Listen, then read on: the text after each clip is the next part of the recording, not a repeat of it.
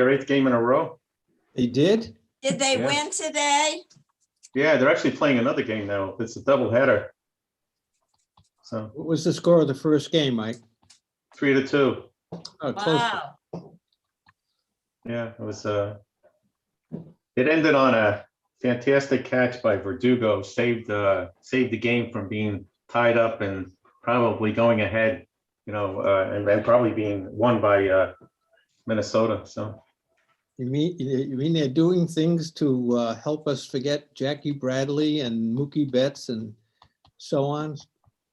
Well, since the 4th game, they've been doing that. So we'll see what happens. They'll be lucky to win 80 games this year. Love your confidence, John. Baseball's a long season, and they've got nothing. Well, first place. That's all I can say. And they got the best record in baseball at this point. So Yeah. And you know what Bill Parcells said, John? You are You what are your what you record are. is. You are what That's your exactly record is. At the end of the season, that's right. I love Nathan Eovaldi, but he'll throw out both shoulders before the All-Star game. Who pitched that first game, Mike? Eovaldi. Eovaldi? Yeah. Who's Yeah. pitching the second game? Erod. Oh, Eduardo Rodriguez. yeah. They only had like about a 45-minute break between the two games. Oh, my goodness. Kind of Usually like the old days, right? Well, you know what they do? With a doubleheader, they only play 7 innings. They don't play 9-inning games. Good extension for. Is that right? Yep. Is that a new rule this year? Doesn't matter though, because with the overhead light, it's enough. Telling you. So not only that, I mean, if they go into extra innings, they start off with a man on second base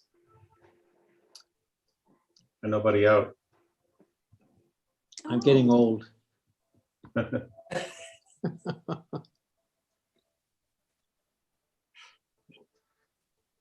Okay. So this fellow that they put on second base, how do they score that? Do they give him a double or? No, I don't know how to. He might get a run if he scores, but I don't know if he gets a hit or anything like that, or even in at bat. I have 5:58, so we still got a minute plus to go. Before we get started, for the beloved planner,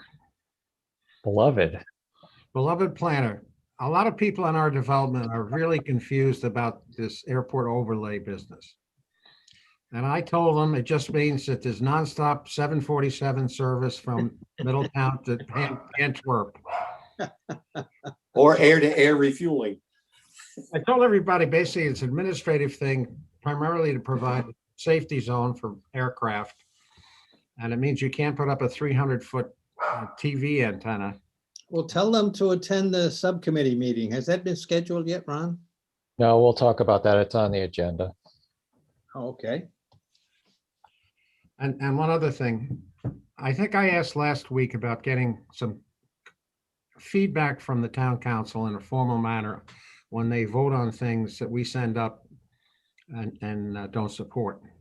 I think it's useful for us to understand why a particular ordinance or subject is disapproved and maybe can be reworked and sent back up in a useful form, like the mixed use ordinance, for example.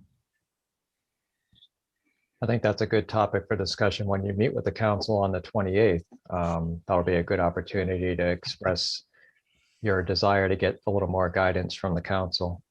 Yeah, that's probably number 398 on my short list of items I have. So we're going to be there all night. Is that what you're saying? Make sandwiches. Rita, thanks for making a copy for me on John and I for the planning board. Appreciate that. Good thing. Thank you, Rita. You're welcome. I have 6 o'clock, but Bill, are you fully on board here? That's a good question. That's a tough question right out of the gate. Wait till the meeting starts, then I'll tell you. Well, okay, I can hear you and see you, so I guess you're on I'm board. fully on Okay. board. Yes, Mr. Chair. This meeting will come to order. This is a regular meeting of the planning board, and we will start with a verbal roll call. Mr. Pyrick, You're muted, Joe.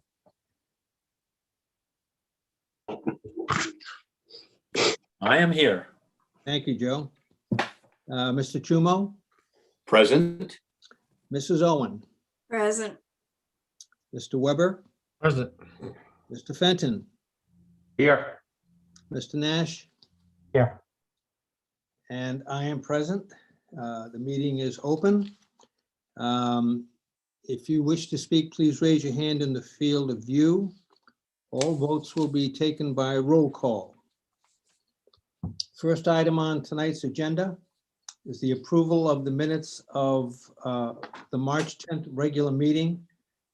The minutes for the April 7th meeting were not distributed, so we will deal with those at our next meeting. May I have a motion to approve the minutes of the March 10th regular meeting? So Move moved, to Bill Nash. accept. Second. Motion is made and seconded to approve the minutes of the March 10th regular meeting. Is there any discussion? All in favor, say aye. Aye. Aye. Opposed, nay. Oh, I'm sorry, we have to take a roll call. Oh, Mr. Pyrick, Aye. Mr. Chumo, Aye. Mrs. Owen, aye. Mr. Weber, Aye. Mr. Fenton, Aye. Mr. Nash, Aye. and I vote aye. The minutes are approved. Next item on the Oh, if I agenda. could, if I could just make a note, I'm not sure if we need to do the verbal roll call any longer. I think we can just do the Well, I audio. thought that was a rule when these public meetings are done on Zoom. What's the ruling, Peter or Ron? Mr. Chairman, at this point, while I would still encourage you to do roll call votes when it comes to voting on specific items on your agenda, when it comes to things such as, yeah, and also when taking roll call, but when it comes to things like minutes and just administrative items such as continuances of those things, you can, so long as you can see everyone and everyone raises their hand, you can do it by voice vote with the addendum that people will raise their hand to make clear what their vote is. Very good, thank you.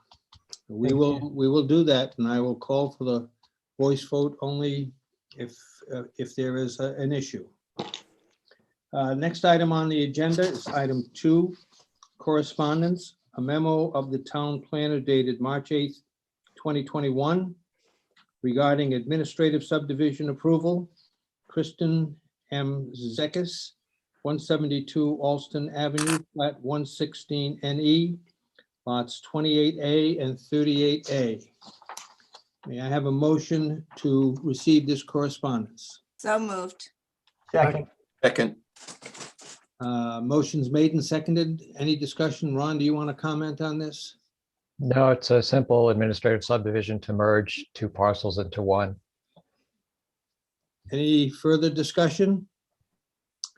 All those in favor say aye. Show your hands. Aye. Aye. Opposed? Motion passes. Third item are continuances. This evening, 3 items will be continued, items 4A, 4C, and 5F. And just so you're aware, we will also move item 4E to follow item 5G. 4E will follow 5G. Is anyone here to speak on item 4A? Jay Lynch is on. Yes, Mr. Chairman, Jay Lynch, on behalf of the applicant. Mr. Lynch? Where we stand on that, I know Ms. Small is trying to finalize the revisions to her drainage plans so we can get back in front of the TRC. I think it might be safe if we continue this to the June meeting, because I'm not sure we're going to be able to get the TRC meeting scheduled in time for your May meeting. So you are requesting continuance to the June 9th meeting? Yes, please. May I have a motion to continue item 4A to the June 9th meeting? So moved. Second. Motion's made and seconded. Any discussion? All those in favor say aye and show your hand. Aye. Aye. Aye. Opposed? Motion passes. Anyone here for item 4C? Yes, Mr. Chairman, Jay Lynch, again, on behalf of the applicant. I'm going to request a continuance to the June meeting. The applicant has submitted a comments to Mr. Hall on a plan that's been presented for easements with the town. We haven't gotten a response back from Mr. Hall, so maybe in the next several weeks, we can get that resolved. And then we're going to have to go back to the TRC after we get that squared away. Okay, may I have a motion to continue item 4C to the June 9th meeting? So So moved. moved. Second. Motion's made and seconded. Is there any discussion? All those in favor, say aye and raise your hand. Aye. Aye. Opposed? Motion passes. Thank you very much. Have a good evening tonight. Thank you. Oh, you're not staying with us. I'm not. I'm going to walk the dog. Thank you. Thanks, Jay. Thanks, Jay. The next item is 5F. Is there anyone here to speak for item 5F? I don't believe Mr. Bisho is on, but the situation with this application is that due to the timing of the advertising and the inability to get the advertising in the paper as prescribed in the statute 14 days prior to the hearing, we were not able to do that. So even though the mailing to abutters went out, that went out prior to us contacting the paper, and we learned that the ad wouldn't be in time. So because of that, I'm going to recommend that the planning board continue this item to the May 12th meeting. The advertisement will be in announcing the hearing for that meeting, and we'll be hopefully ready to proceed. I believe Mr. Bisho will be ready to proceed at that time. So moved. We have a motion to continue this item to the May 12th meeting. So moved. Second. Thank you. Is there any discussion? All those in favor say aye, show your hand. Aye. Aye. Opposed? Aye. Motion passes. And a reminder, we will move item 4E to follow 5G. Next item is item 4B, public hearing, request of James Paradise, owner of property at 170 Aquidneck Avenue, plat 115 SE, lots 145, 146, 147, for waiver of development plan review pursuant to section 908 of the Middletown Rules and Regulations regarding the subdivision and development of land. Is there anyone here to speak? I don't see Mr. Galvin on, but we did receive correspondence, which I think I forwarded to you, requesting that this matter be withdrawn without prejudice. The property apparently has changed hands. So moved. You did forward that. May I have a motion to continue sorry, Well, without prejudice. to withdraw this item without prejudice? Thank you. So moved. Second.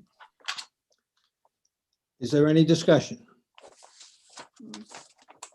All those in favor say aye, show your hands. Aye. Aye. Aye. Opposed? The motion passes. And the item is withdrawn. The next item is item 4D.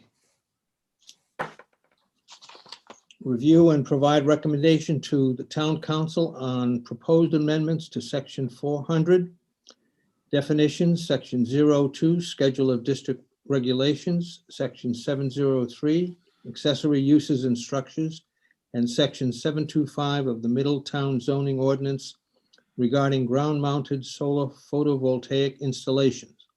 including design requirements for all arrays and specific provisions for arrays mounted on carports and canopies. Ron, do you want to make a brief introduction?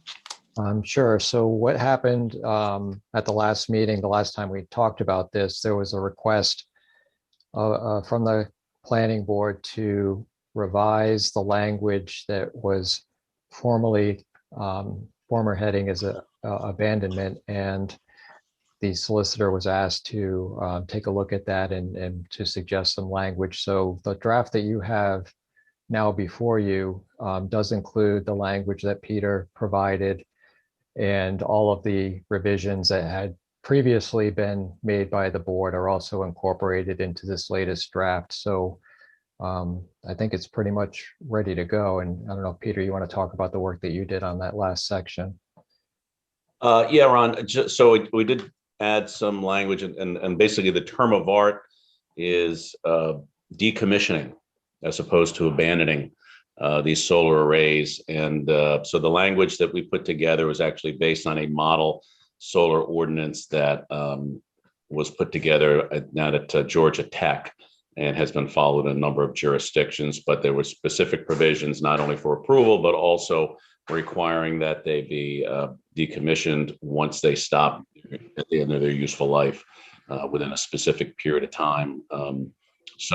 The language is pretty self-explanatory and requires those to be decommissioned and removed from the property restored to its prior condition. And if that's not done, the town has the right to go ahead and do that and place a lien on the property for the cost. Thank you. Comments from the planning board members? BJ? Yes, are you going to include photos of examples of various ground mounted solar to send to the council? I think that might be a nice addition along with this. If that's what the board wants. It wouldn't be part of the ordinance, but if the board wishes to send photos, we can certainly do that. I just thought it might be a good idea. It would make it easier for them just to look at it and see what we're talking about. BJ, I thought we talked about it, but I think like Ron said, it was for informational to help explain. I don't disagree with you that it's good information, but I don't know. It's up to everyone. I just thought it might be a good idea. I do too. Yeah, and I think it would be helpful to the present as part of the presentation, since it was helpful to the board when I was looking at it as well. Other comments, members of the board? I think this new language on decommissioning and removal is much, much better than what was there before. You did a good job with it, whoever did it. Good job copying and editing what somebody else did. Okay, good It job. works though. It works for us. May I have a motion to accept these changes and forward this to the town council with a recommendation to approve? So moved. Second. Second. Any discussion? All those in favor say aye, show your hands. Aye. Opposed? Motion passes. Excuse me. The next item on the agenda is item 5A, a public hearing, application for development plan review by John and Pamela Wallace, including a request for waivers from certain design standards of the Middletown Rules and Regulations regarding the subdivision and development of land, section 521, for construction of a mixed-use building with garage and associated site work on property located at 819 Aquidneck Avenue, plat 114, lot 129. Before I open this up, I have a question for Peter and or Ron or both. Why isn't this not being looked at under the mixed use ordinance? Because it doesn't fit within the definition of a mixed use. It would be coming in under, I believe it's section 7, what is it? 7 something in the zoning ordinance for mixed use buildings. So it's not in the mixed use ordinance because it's just a single building with the mixed use. It's not at the size and scale essentially that where it would qualify for the full mixed use ordinance. But there, at the same time, there is a provision that allows mixed use within a single building, and that's the section of the ordinance that would apply here. Yeah, I know that. There were two buildings here, but I guess the fact that the mixed use is just in one building means it comes under this ordinance and not the other. Right. Yeah. Yep, and they are required to get a special use permit for the mixed use building. Okay, and that explains that question I had too. Okay, thank you. Any discussion from members? I'm sorry, before I do that, may I have a motion to open the public hearing? So moved. Second, The motion is made and seconded to open the public hearing. Any discussion? All those in favor say aye, show your hands. aye. Opposed? The public hearing is open. Is there anyone here to represent the applicant? Attorney Chappelle is on, as is Mr. Wallace and the engineer, Mr. Chaplin, and they are certainly welcome to invite anybody else in from their team that they would like to have speak. Will Mr. Chappelle be speaking? He would have to unmute himself. Court, if you're able to, you can go ahead and unmute. There he is. Hello, everyone. Hello there. The floor is yours. Okay, thank you. Thank you for the opportunity on being here. A little bit of a brief overview of the project for everybody. As you know, we have been to technical review committee, and we have been to the site walk on a couple of days ago. So some of you are familiar with it. But long story short, it is a property at 819 Aquidneck Avenue in Middletown. It was a single-family home built in 1930. And if any of you know the use of the property, it was formerly the home of Wendy Lord Harvey. Her husband ran a detail shop out of the garage in Breezeway known as Harry's Detailing. So it was a mixed-use property on Aquidneck Avenue for single-family residents and a light business commercial use for many years. Unfortunately, the property fell in disarray and went into foreclosure. And when it did, it was vacant. It was kind of vandalized by local youth. And I believe the building inspector at some point actually abated the building and made sure that it was boarded up. So it's had basically no use for certainly more than a year. The Wallaces bought it at foreclosure with the purpose of John and his wife opening up an art studio in the commercial portion of the building and keeping the house. But when architects and engineers and contractors looked at the property, it had fallen into such a state of repair that there was decisions made that it would be better to take it down and rebuild in the same place than try to renovate the building and fit square pegs in round holes. And remember that could have been done without any zoning or planning at all, because it was a pre-existing mixed use in an area that allowed it. But under the Middletown ordinance, when we apply for a demolition permit to take the building down, we basically start with a clean canvas and have to start over as if it's for all purposes, a vacant lot. And even though we drew the building and the garage in virtually exactly the same place, by doing so, we had to go and get a special use permit, or need to get a special use permit scheduled for April 21st at the zoning board, and needed to come before you for developmental plan review. And that's what we've done. So we have with us tonight Todd Chaplin from Mount Hope Engineering, Mr. Wallace as a representative of the owner for him and his wife. I don't see Stephen Sullivan, the architect, but I believe he said he's on, but okay. Yeah. But I believe he's on. I just let him in. Is there anyone else on that I should be looking for? Patrick Sweeney is our landscape architect. I don't see him. Now you have all of the plans. You have all the architect's plans. You have all of Todd's plans from Mount Hope Engineering. So they're really here for questions. But a brief overview of what will be going before the zoning board is that they wish to put this building back into place. For those of you that have been to the property, it's tiered. It's got some beautiful landscaping in the back. It stands, I think, 120, 130 feet from the closest residential area, which is abutted to the east. And the building that's being put back is proposed to be really exactly where the building is now. It's no closer to the residential area.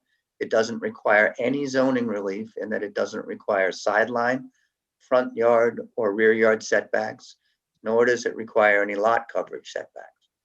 We've calculated parking and added the 2 parking spaces for the proposed residential use.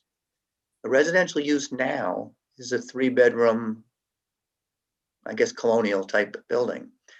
Most of the, even though the building's in the same footprint, it's a cathedral ceiling, wide open art studio. And the purpose in Mrs. Wallace's dreams is that either members or members of the public or members of a sign-in guest register type club will be able to come in and utilize the facility to create art projects. There'll be easels, there'll be pottery wheels, and there will be various areas both inside the building and in the landscaped park area in the back for artists to express themselves. Of the 1,200 square feet on the first floor of the building, there'll be a bathroom for the patrons. There'll be a small kitchenette because people that go to areas like this won't just stop in for an hour. You may be in for 3 or 4 hours at a time to work on your project. So there's a small kitchenette for them. Because of the wide open cathedral ceiling, the second floor apartment is not 1,200 square feet to match the footprint of the first floor, but only 627 square feet, a very small efficiency apartment. You'll see that it is a design of, it's a very aesthetically pleasing building. It's designed to be kind of farmy and what I call barn and batten finish on the outside. And where there's a large door in the front that is actually opens like a garage door, but it's an architectural window and it is not designed and will not be accessible by automobile from the front. But when we talk about variances, I'll talk about that because your ordinance for waivers says that garage doors won't face the front. It's not a garage door, it's really a kind of an architectural window, but we do want to be able to open it so that during the seasons that people could enjoy the art studio inside with an open door atmosphere, we would do that. Or I can go ahead and put a picture up showing the building if you like. That would be great, thanks. So you're describing it, but pictures. I'm hoping you find it easiest for me to go through this petition rather than go through it witness by witness and question by question and then have them available. Sure. That's fine. But that's the building, and again, it fits on the footprint, and that glass door is architectural, let light in and face the street, but it will be able to open on the rails similar to a garage door so that everybody working inside on a nice day will have that open space atmosphere. So the mixed use, if you will, in this building is the art studio below, which is allowed in the limited business area as an other use. It's a clinic. The limited business area is supposed to be for either retail shops or light traffic businesses. And I think this is exactly what the type of business that will serve the community. So we would expect and hope that zoning wise, I know that might not be your great concern here today, but zoning wise, they look at it as the type of business that will be an amenity to Aquidneck Avenue and would generally be considered a fairly non-obnoxious type of business. It's going to be substantially light traffic compared to a business that could be there. We have all of the information for the zoning board for kilns showing that they have no odor and no problem with the when we use the advanced systems that are available today. So we certainly are hoping everyone passes favorably on it. From the developmental plan and the developmental impact statement review, I think there's a lot of things that we learned from the technical advisory committee. We'll begin with the fire department. The fire department has reviewed the plans. Their concern was that the south driveway, which is enter only, was not 20 foot in width because it's a pre-existing cement pad. Ron, if anything, I think the existing conditions plan might show this the Yep, best. I'm gonna pop that up here.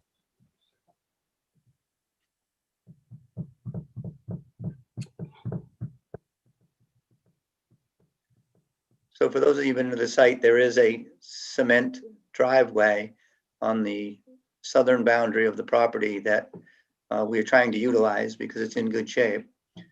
There it is.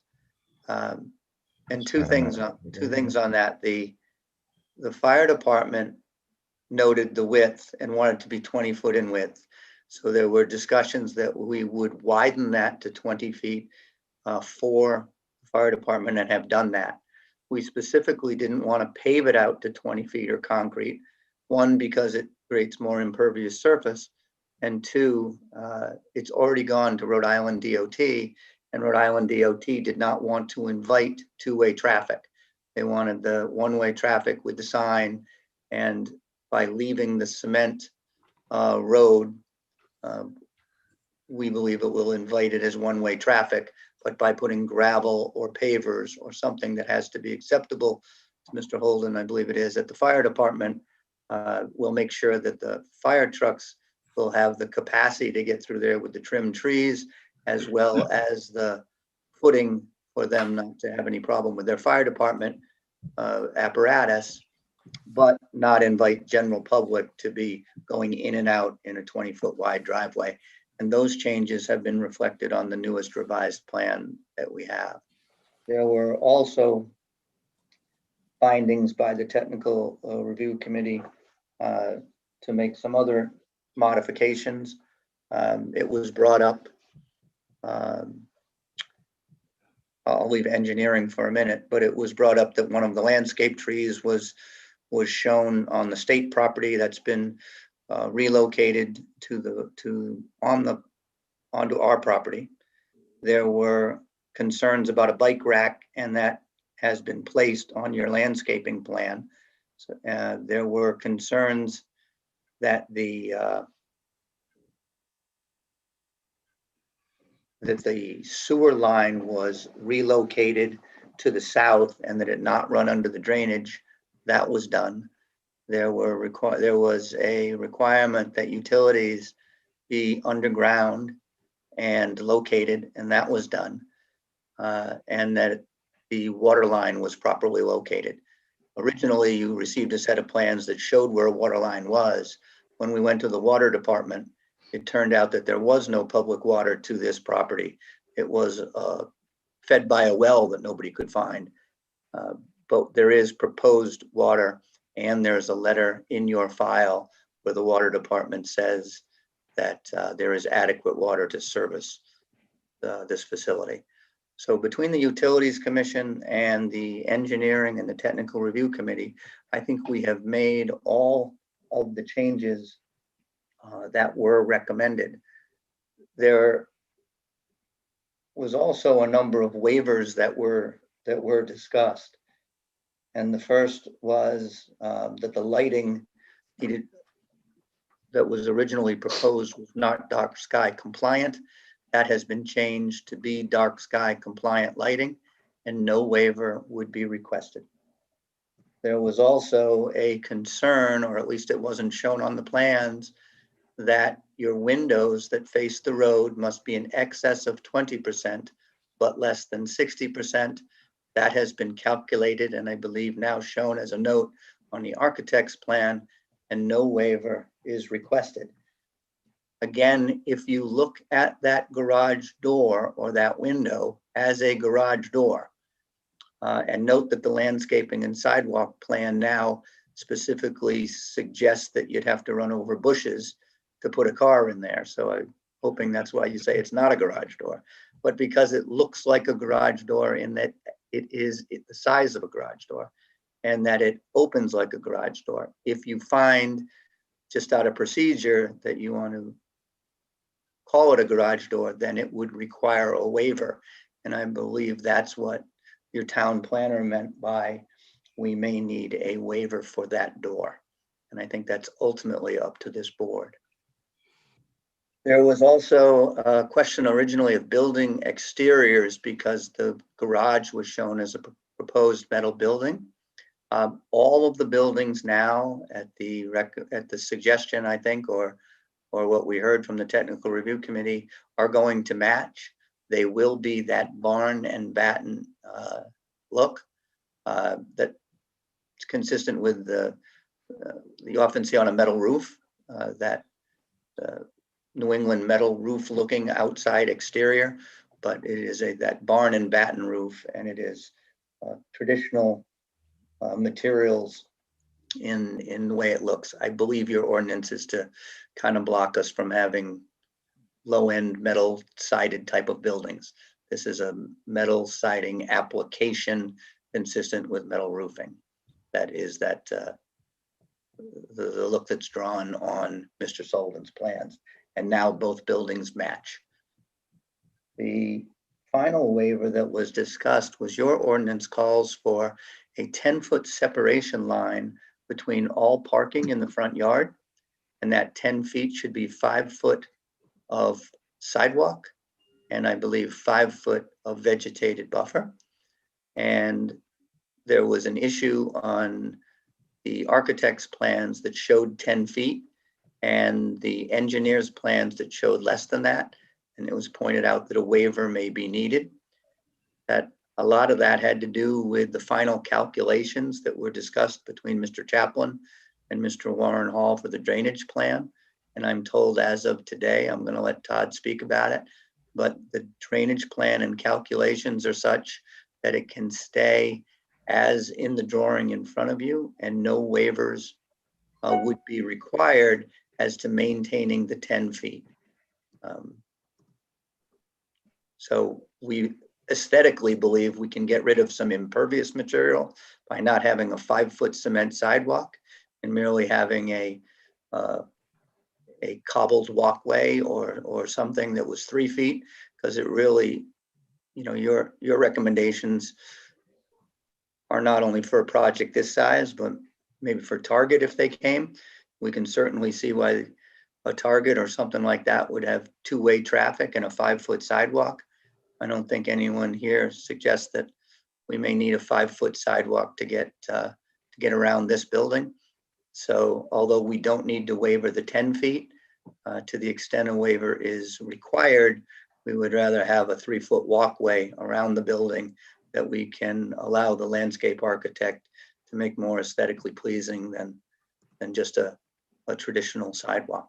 If I could jump in, there's no requirement that the sidewalk be 5 feet wide. It was just in the regulation, it allows you for up to 5 feet of sidewalk within that 10-foot separation. So in terms of that particular requirement, there's no need for a waiver as long as you're meeting the 10 feet.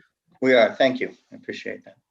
So I think one of the probably most important things that we had to talk about was the Warren Hall and Todd Chaplin talked about getting some updates on the drainage calculations. And in watching my computer, I know that some of that didn't happen till almost 5 o'clock this afternoon for the final calculations. So I don't know certainly if Warren is going to be prepared to be signing off on that or to comment on Todd's plans. I do know that the required findings of the technical review committee were that as a condition to permitting that Warren signed off, and we would certainly have no problem with, as long as Warren has the opportunity to look at it. The tweaks were that the drainage calculations, I think, were done on a 7.1 inch 100-year storm instead of 8, and that had to be updated. And then Warren had some concerns regarding water quality because the water that was going down the driveway was being caught in a trench before it got into the swale system owned by the state of Rhode Island, the culvert system. And Todd has put in some trough trenching, I think is what he explained to me today. And then as that water catches the trough, there is then a water quality filtration before it goes into our basin and before it eventually goes in a 100-year storm over our basin and into the state system. You will notice from the RIDOT permit that they have us rebuilding basically the swale or regrading the swale as well as in certain cases, both of those culverts need a little bit of an upgrade. And that is a condition to the RIDOT permitting process that would need to be incorporated, I think, in any eventual zoning decision or your recommendation as well.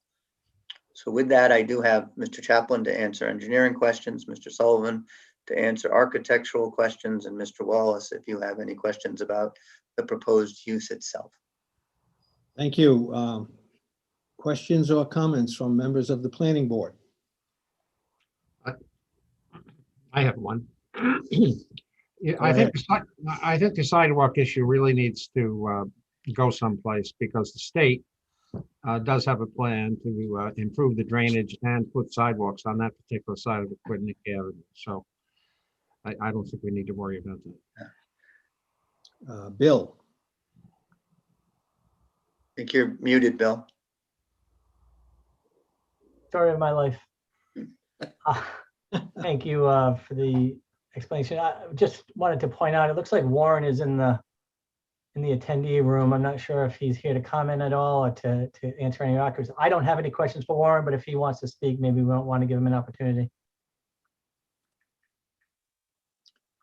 Does Warren wish to comment? I'm going to let him in, and He showed up, so, be careful what you wish for, Warren. if you show up to a meeting, that's it. Here he comes. And I'll just mention, as he's getting in here, that since we haven't had a chance to review revisions to the plans that have apparently just been made today, that I would, keep that condition, the recommended condition, in the decision that you make tonight, assuming that the decision is to approve, that the town engineer give final sign off to the drainage, just to be safe, since we haven't seen the revised plans. Good evening, Warren. Good evening, Mr. Chairman, members of the board. Yes, that's, I agree with Ron that it should be a condition. I've been back and forth with Mr. Chaplin over the drainage calculations, the layout of the plan, and I think basically the footprint is good. We just need to tune it up. I need to review it and scrub down the calculations to be able to sign off, so. Okay, thank you. Thank you. Thank you, Warren. Other comments or questions from members of the planning board? BJ? Yes, that's the strangest looking non-garage door I think I've ever seen. And the saying, if it walks like a duck, if it looks like a duck, if it talks like a duck, it might be a duck. And I don't know if it opens like a garage door. I don't know what to say. It certainly does open like a garage door, and we've landscaped in front of it so that it was clear it wasn't for vehicular access.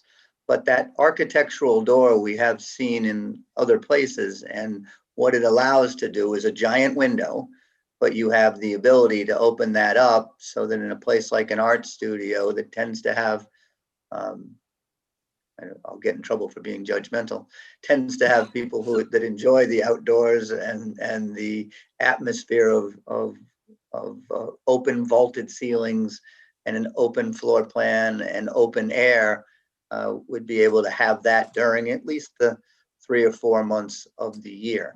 So you can get that somewhat with a slider, but not to that size, and somewhat with a set of French doors, but not to that size. So these architectural garage doors you see sometimes now in restaurants that allow, that open those up and then have some seating just outside the door. So they're actually sold as an architectural garage door, but you are correct.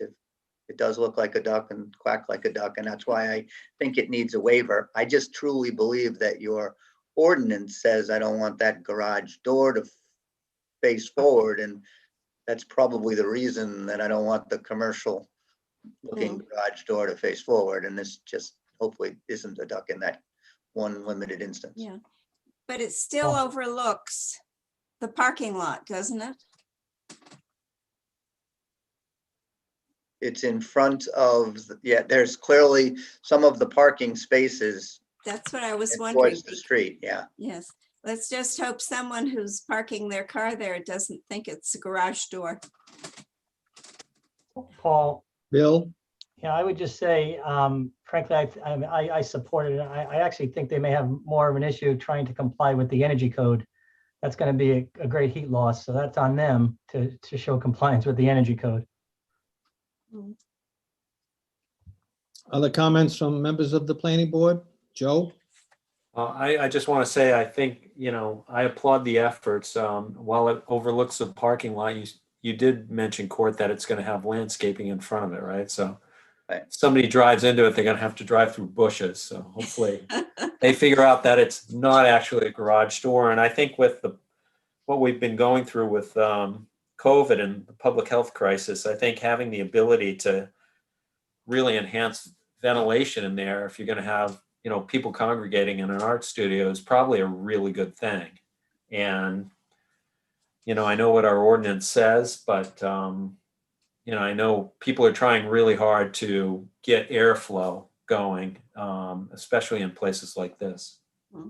I personally think the problem certainly will never be with the art studio, but sometimes you worry about if another guy starts doing it. So we normally in Portsmouth would put conditions on the plan that the landscaping before in front of that door prohibiting vehicular access be maintained as an integral part of the special use permit.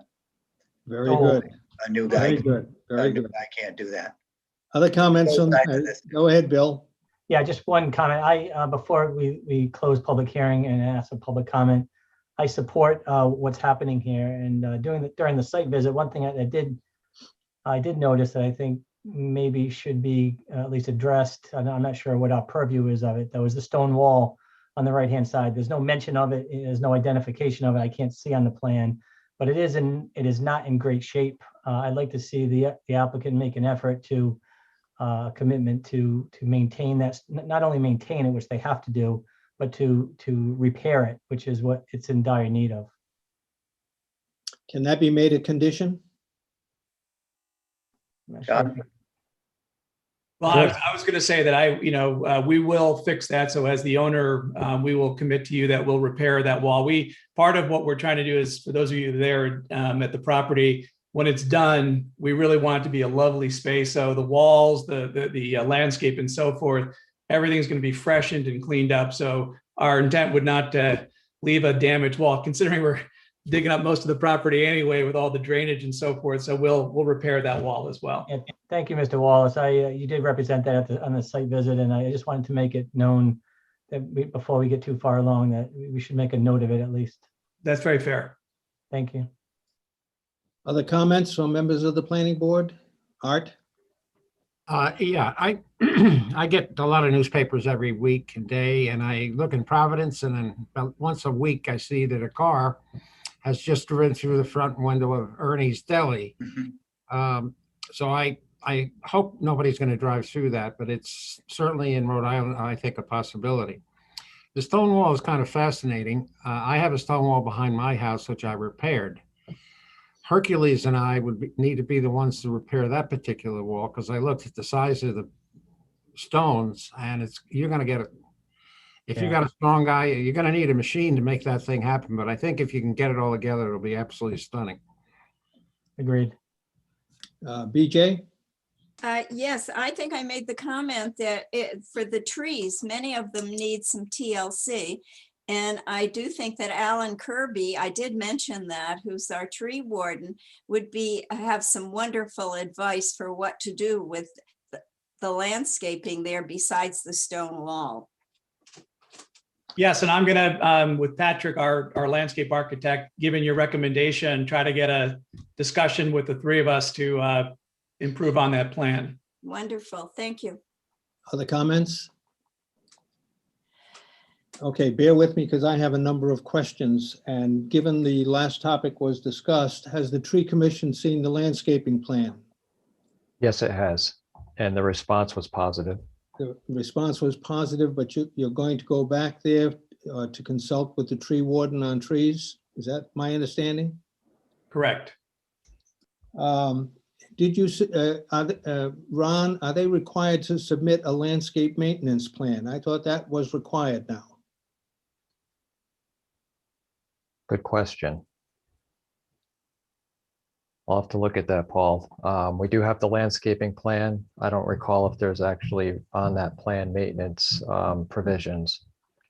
I think we need to check that to make sure. Is Patrick present? Is he in the waiting room? I don't see him. I know there's some notes regarding some maintenance. I don't know if it qualifies as a plan, but We need a separate maintenance plan that can be reviewed and approved by the tree warden. You make a note of that condition, maybe, we Paul? would have no objection Yeah, to that we can condition. put that down as a condition. That's right. Now, another question, is there any rooftop equipment that will be mounted on either of the buildings? John, I don't believe there is. The kilns vent through a standard chimney. Yeah, we don't plan anything on the roofs other than just the shingles or the metal roofing. Okay, how about signage? Do you have any signage planned?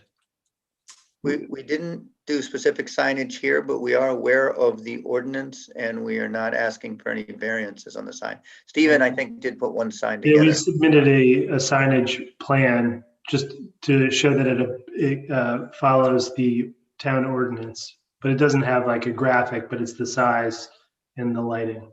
Okay. Lighting I was have one last question. In your impact statement, you make the statement that you expect the traffic to be less than the traffic for the prior use. And I wonder if you could give me the rationale for that, because that sounds a little difficult for me to believe. All right, well, I wrote that, so my fault, but I have sat as a zoning attorney with traffic experts for 37 years. And I have seen the numbers on 3-bedroom single-family uses and seen that 3-bedroom single-family uses occupied by children can be 12 to 17 trips per day.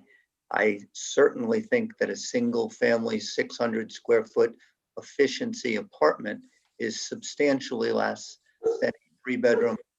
By definition, you wouldn't have a number of children. Then there is the use that I have personal knowledge of that was there, which was Harry's detailing shop. So that was a retail spot where people drove in to get their car worked on and detailed in a 1 to 2 hour stop and then drove out. He was fairly successful. When you look at an art studio that holds 6 to 8 people at a time, with people that are coming in generally for 3 and 4 hour clips, because by the time you set up your pottery and do it, it's the traffic is light.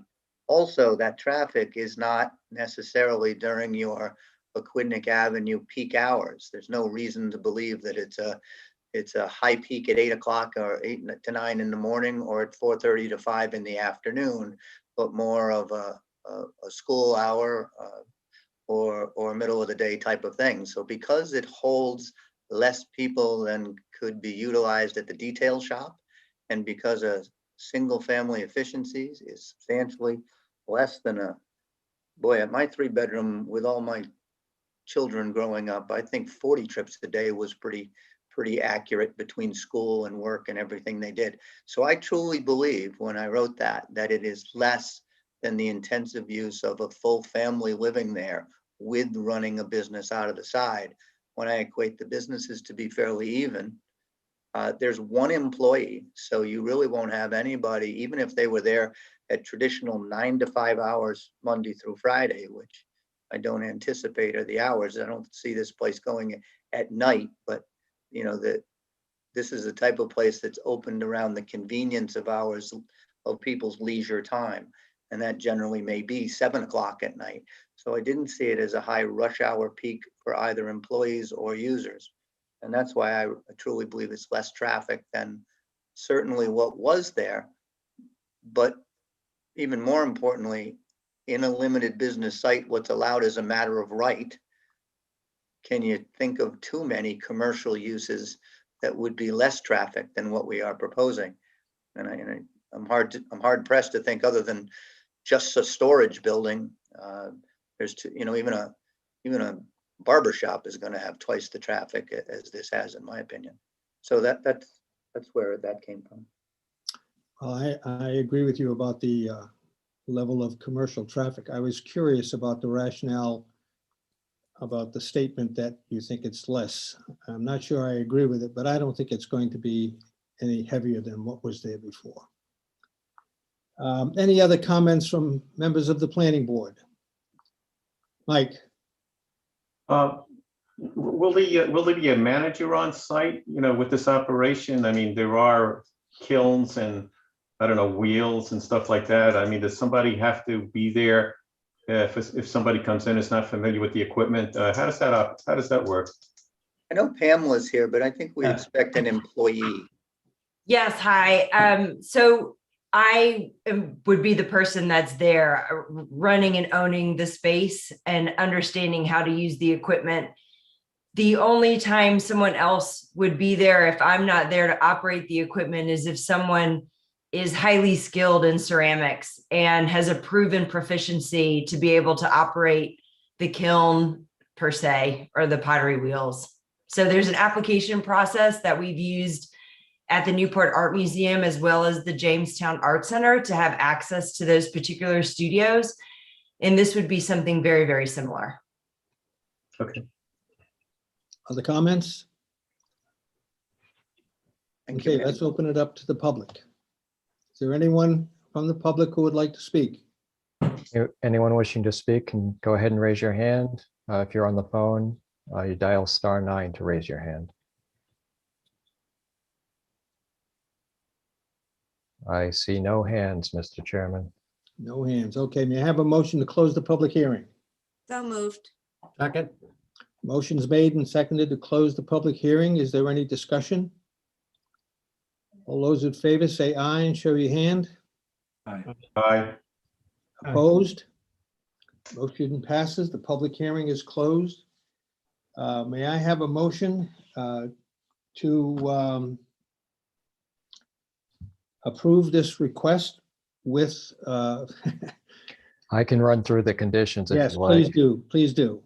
First, well, I guess first the waiver. It looks like the only waiver we'll have for you to consider is the request for that garage door facing the public street, if you choose to grant that waiver. Is there not a waiver still required for the exterior materials? No, they've changed the materials with the revised plans to show board and batten siding on that rear garage building, which was the issue there. Thank you. So there's just that one waiver request now with the revised plans, and also with the revised plans, several of the issues that were raised by the TRC have been addressed. So the condition list you have isn't quite accurate. So I'm just going to read through or summarize the conditions that I see, the conditions of approval. So the first one would be that stormwater management condition requiring final review by the town engineer prior to permitting. I would add a condition number 2 just below that, which isn't on your list, which would be for a stormwater maintenance easement, that easement be provided for review by the town solicitor prior to permitting.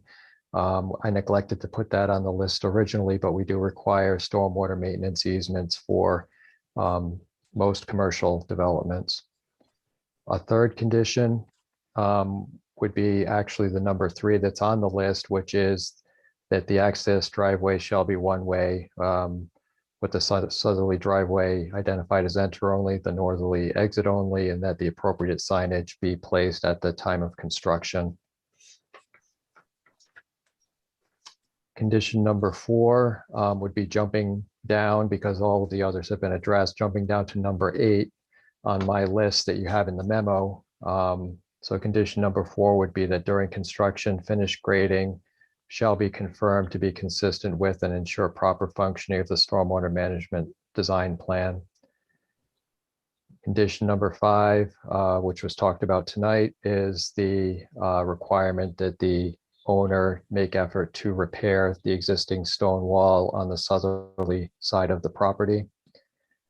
And then condition number 6, which we just talked about, is that prior to permitting, that the applicant shall provide a landscape maintenance plan.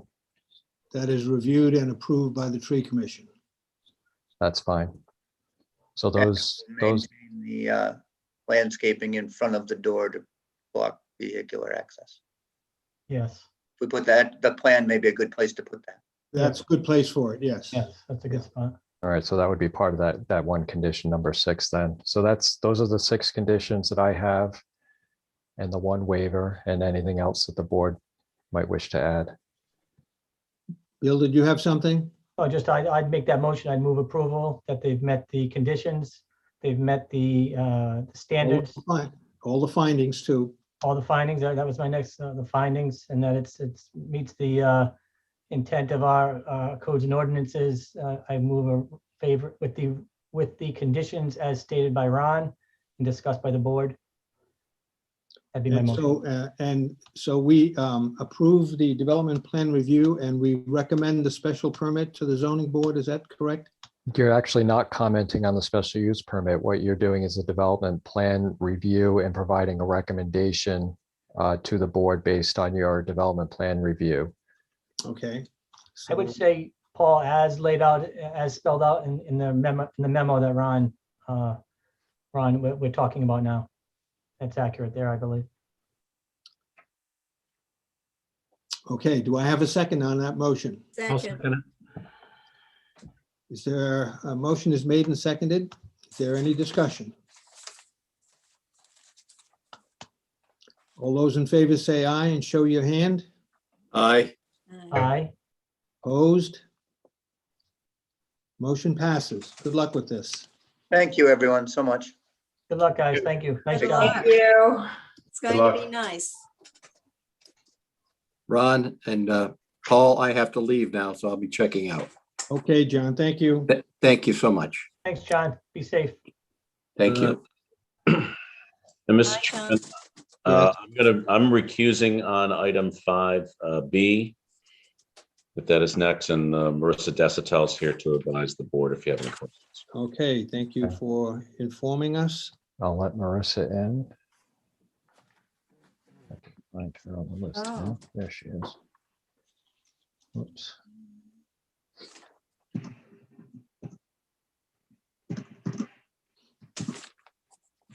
Okay, and then I'm gonna let Is Marissa there? Marissa is just coming in now, and I'm letting the applicant in.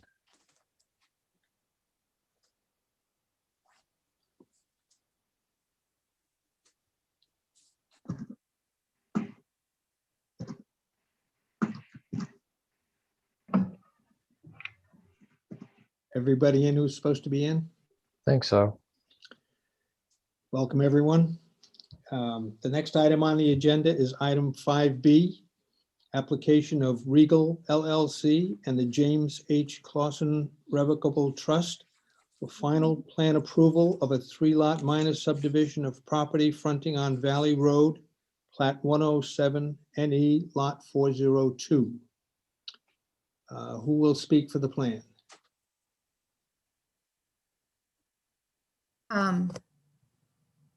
I think the client's attorney is here. But this is Lynn Small from Northeast Engineers. Is Mr. Scherz going to Mary speak? Jo is here. I was a little bit slow in unmuting. Mary Jo Carr representing James Claussen. And you have all of the information in front of you. I don't have a presentation to make, but Lynn Small is here and can certainly answer any questions that you may have.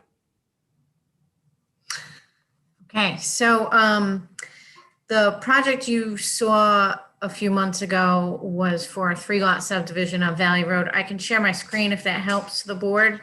Yes. Yes, please. I think I have, oh no, Ron has Oh, control. sorry. Yeah, hold on. Control freak. Yeah. All right, you should be all set. Okay, thanks. Let's see, share screen. This one. Okay, here we go. This is the plan set that you should have in your packets. We're here for final approval because it's a minor subdivision, which requires that the final approval go before the board. The project is quite a large parcel on West Main Road. It's been undeveloped for several years. And we're proposing a 3-lot subdivision with new improvements at this time. The reason why we had a delay in getting back to you for final approval was because we were working with the DEM. A condition of the preliminary approval was to get the edge verification for the wetlands on site. And that has since been provided. So we have the wetland edge shown over here. And then we do have Bailey Brook, which is on the west side, north. Oh, I guess that's northwest side of the site. It has a jurisdictional, a perimeter wetland, sorry, of 100 feet, which extends into the site.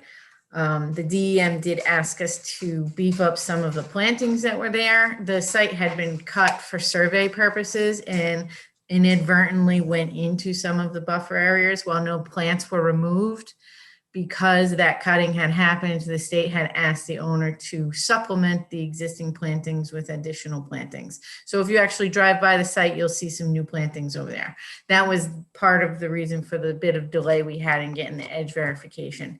Nothing else has really changed on the plan. In the area of parcel A and parcel B, where it butts up against Bristol Road, we did change some line geometry that had been recommended by the TRC and Planning Board, and then there is a detail here. Basically, the owner is providing the town with about 4 more feet on the right-of-way for Bristol Road, which would give him enough frontage along this line in case they ever wanted to put 2 single-family residential homes. But there's no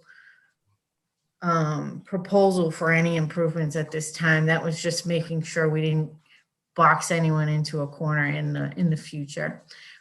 We did also have to go through some steps with the sewer department to make sure that the sewer lines were going to be considered private for a certain length, and show the proposed manholes at approved locations for the 3 individual lots.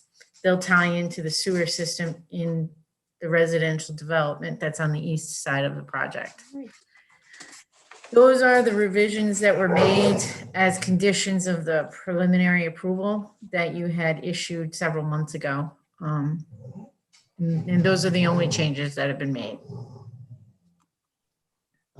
Before I open this up for question, I have one question. When you were here for the preliminary plan approval, it was pointed out that the labeling of parcels A and B on the cover page did not match the labeling on drawing L4. It is still that way.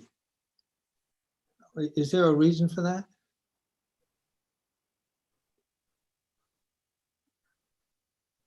At least in the package that I received. You're muted, Len.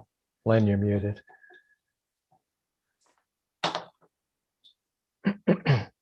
Len, you're muted.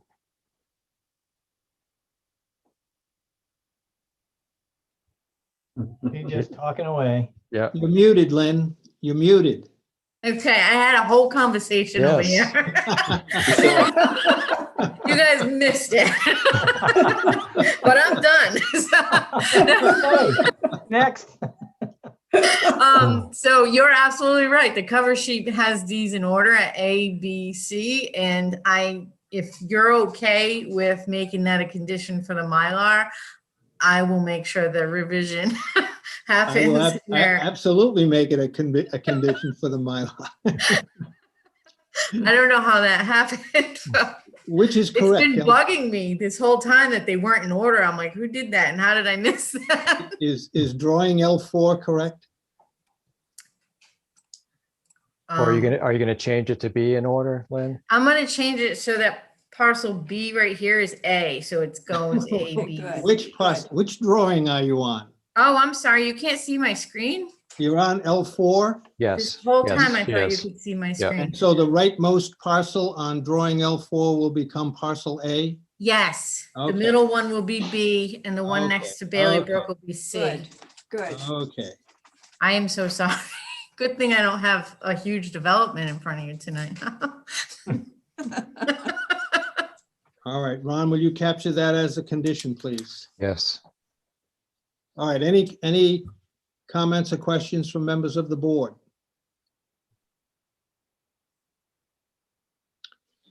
Okay, So so may I have a motion for final plan approval subject to the condition just mentioned and the findings. and the findings? Thank you. So moved. Second. Motion is made and seconded for final plan approval, subject to conditions and findings. And this is item 4B. Is there any discussion? All those in favor say aye. Show Aye. your hand, please. Opposed? The motion passes. Thank you. Thank you very much. Thank you, everyone. Thank you, Lynn. Thanks. Go back to your conversation. I know.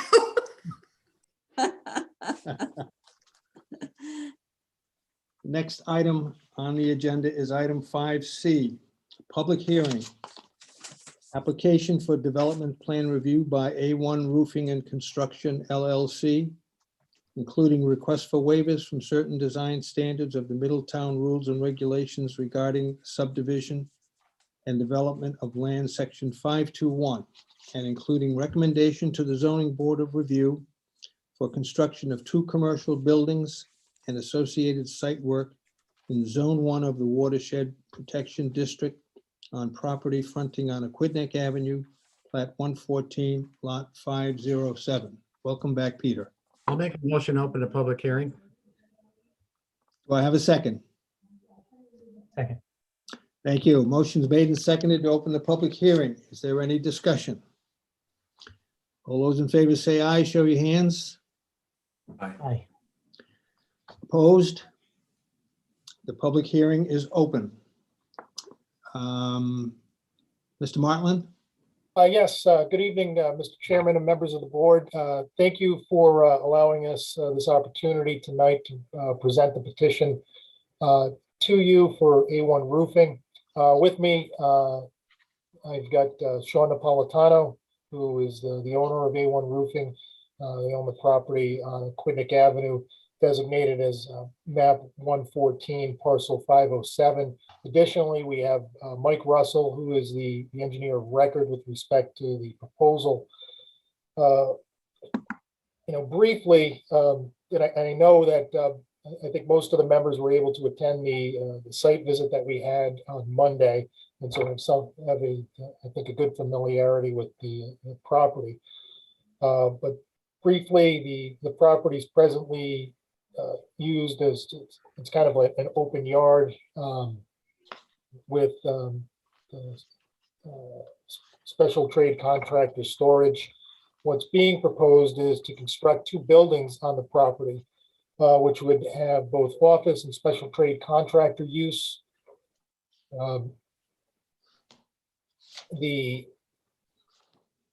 The front building would have, that office use on the front facing the street, and there would be in the rear of that building, and as well as the second building, you would have special trade contractor type of use.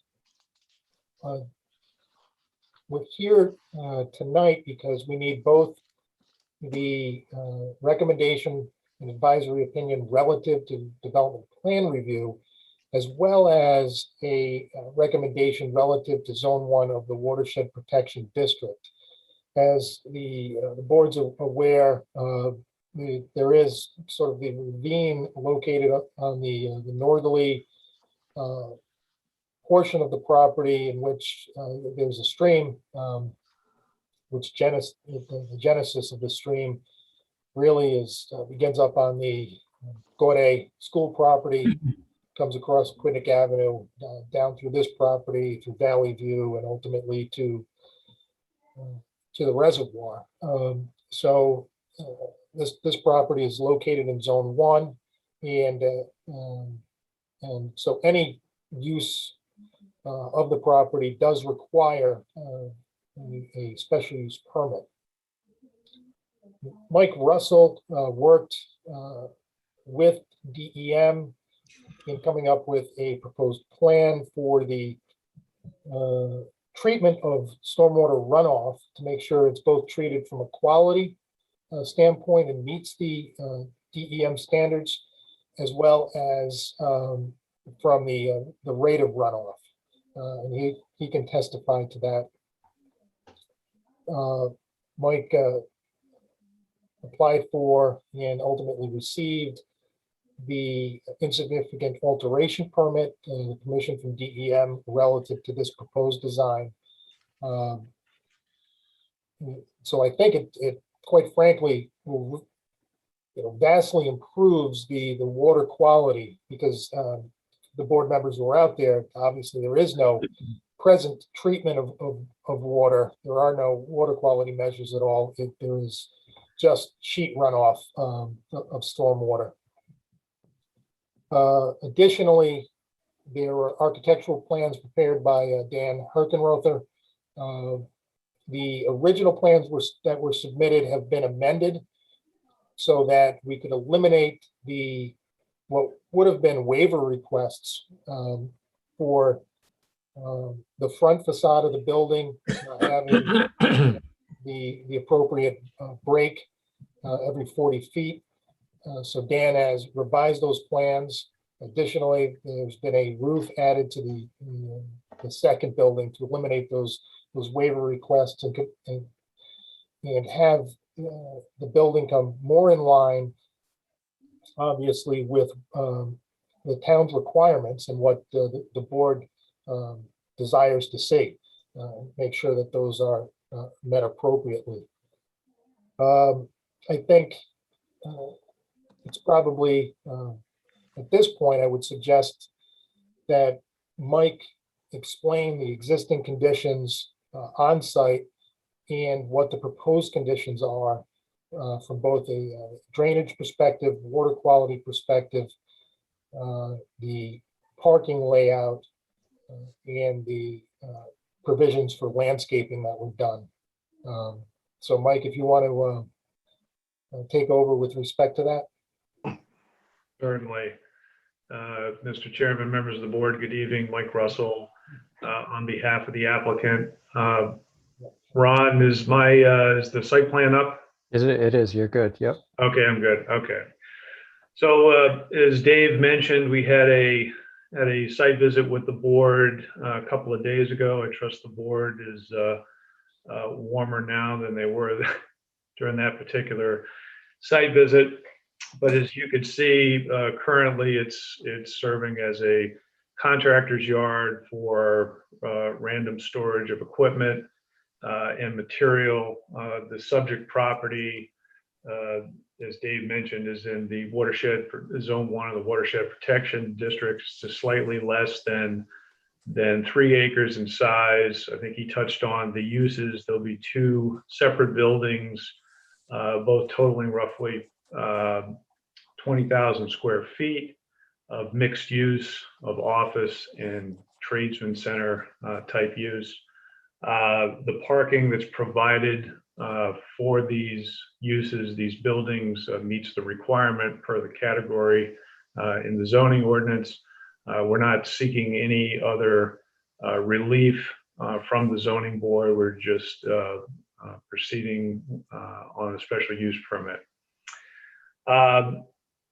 As part of the state permitting process that led up to this meeting, we've got a physical alteration permit from Rhode Island DOT to modify the existing curb cut. Everyone can follow my cursor there. We're widening that curb cut to 30 feet to facilitate the access into the site. There will be parking provided in front of what I would call building 1, which is the mixed use office and tradesman center along the side, and then between the 2 buildings.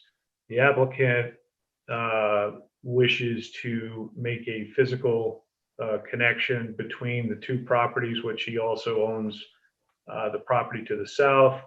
was discussed during the technical review committee meeting and also the site visit, that entrance will be gated, controlled by the applicant, and there will also be a fence proposed along that common boundary, that southerly boundary to the subject property. There's landscaping, site lighting proposed with this particular proposal. There's approximately 13% lot coverage with the buildings and approximately 56% green space or open space on the subject property. We meet the majority of the commercial design standards. We are, as Dave indicated, we've made some amendments to the architectural plans to eliminate the need for a couple of waivers.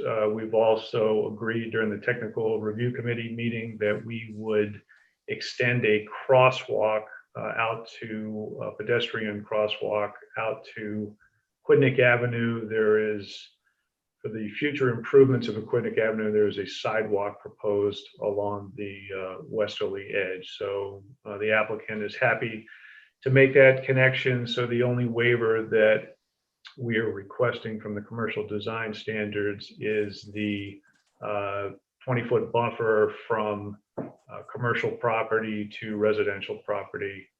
Our justification is that this area here to the west of the subject property is undevelopable. It's dedicated, as a matter of fact, it's dedicated as open space. Ron could share more detail with the board if necessary. So that is the only waiver that we are looking for. Utilities will be public water, municipal sewer, underground electric. We've made a request to Newport Water. They've responded that water is available for this use. Sewer will be coordinated with the town of Middletown. Stormwater management, as Dave indicated, we had received an insignificant alteration permit from DEM. The application was for a wetland review and also stormwater. Our design is what I would call low impact design, where it's integrated into the green space in landscaping, and it's largely perimeter control.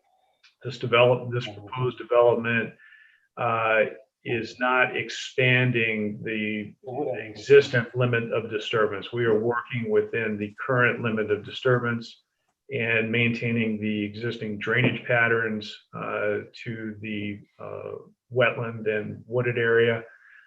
So we're going to provide that perimeter control for rate and volume mitigation as well as water quality.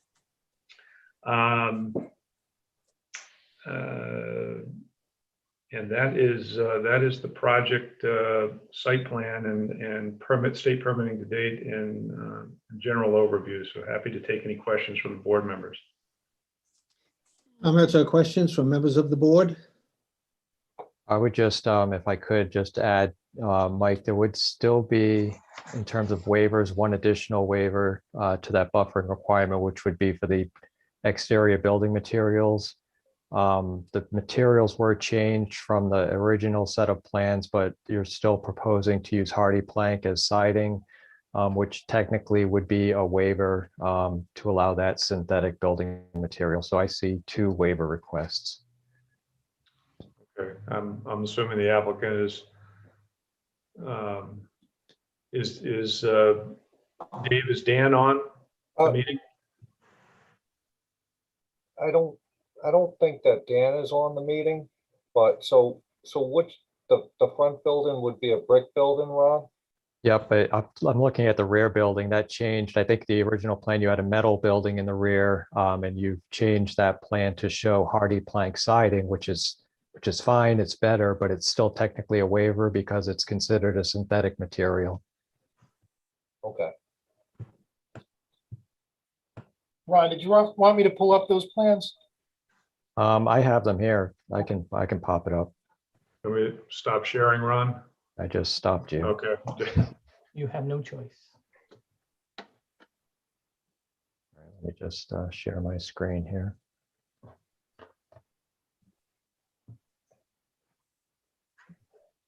So this is the rendering. Well, let's get the front building. Let me see if I can get to the elevations here.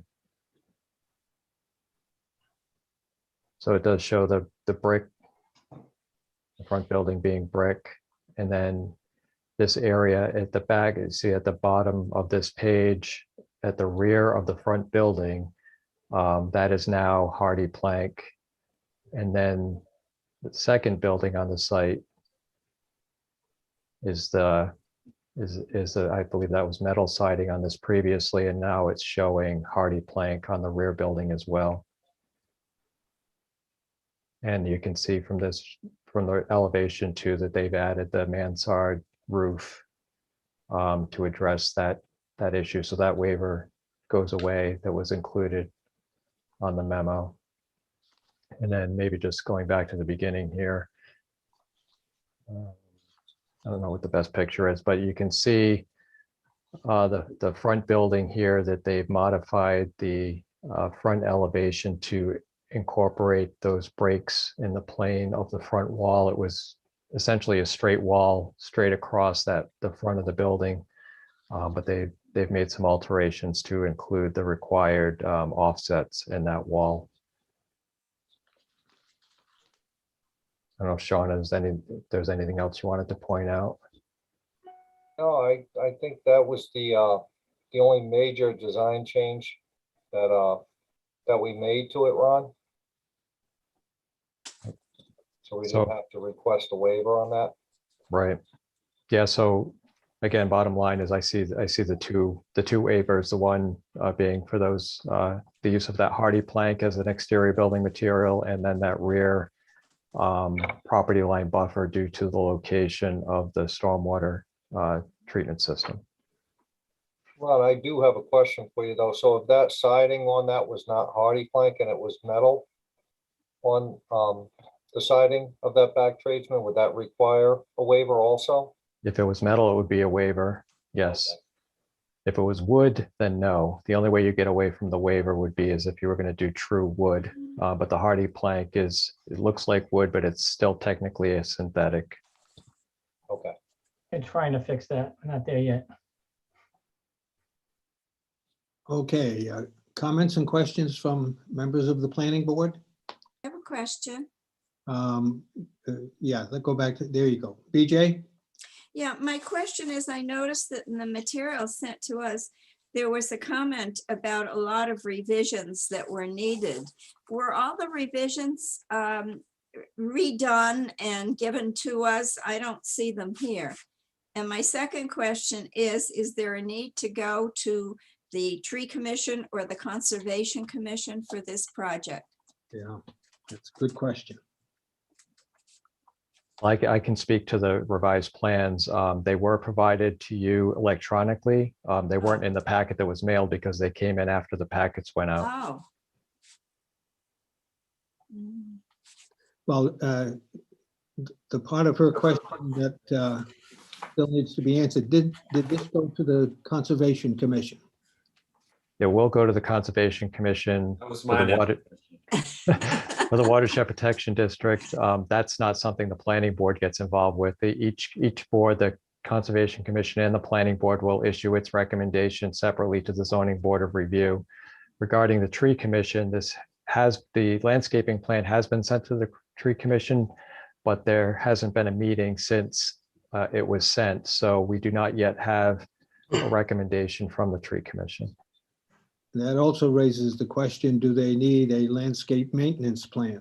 Well, I was thinking, given the discussion we had on the last application, that can be an additional condition, yes, as we did with the last application, that the landscape plan and maintenance plan be forwarded to the Tree Commission for review prior to permitting. Review and approval, yes. Bill? Yeah, thank you, Paul. So I have a few questions for you guys. First, I give you credit. I support the waivers. I think what you're doing is well within the intent of the ability for us to grant waivers. So that does not concern me. But I do have some history that I know of this lot and the neighborhood, and I sense that there are some abutters here tonight.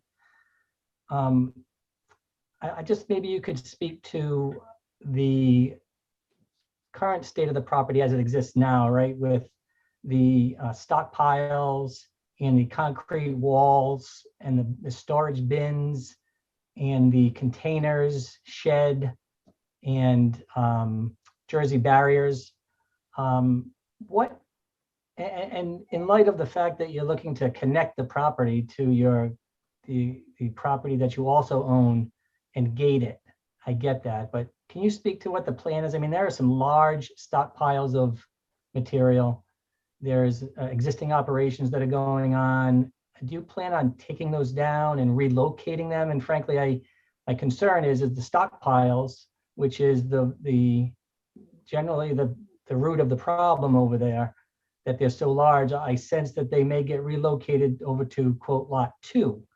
But maybe you can speak to all of that and how you see the properties interacting, because I think that's within our purview to kind of know how that property is going to function with an existing couple of existing operations on either side of you. So like I said, I support the waivers, but because we're connecting and proposing a connection with a gate, I'd just like to maybe you expand a little bit on the existing conditions versus what your plan is to kind of transition into use of where the stockpiles are and the other items that I mentioned.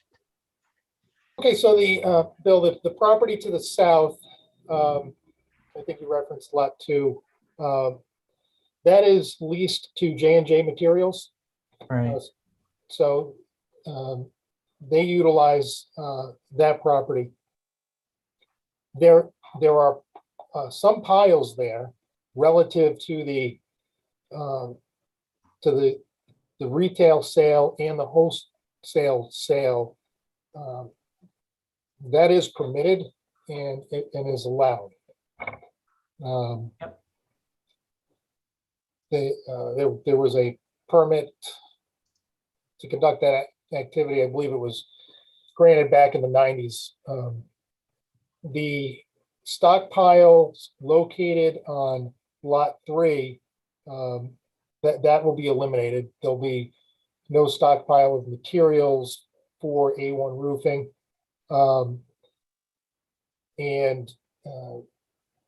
The J&J will continue their current operation. There had been a very large stockpile of material at one point that did encroach into open space under an agreement with the town. That was all removed by the former owner. And ultimately, they entered into the lease with J&J Materials so that J&J operated the site and cleaned up any of those encroachments and operated within the confines of the ordinance.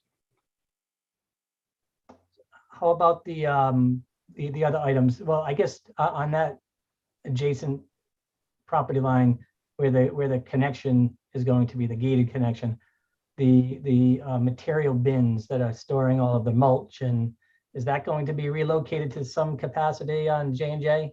That is correct. Yes, thank you. All of those bins will be located exclusively on lot 2. Okay. And maybe you can, thank you for that, Dave.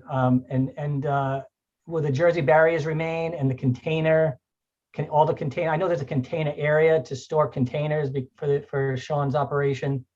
And that's on the plan, but will the Jersey barriers remain along with the current containers that are listed there on lot 3? There is an area designated on the plan showing some container storage, but the Jersey barriers as they exist now, those are being removed. We've got to make sure that everything is done in compliance with the DEM permit, make sure that all of the stormwater drainage system works appropriately, and the way those are laid out, I don't think that would work.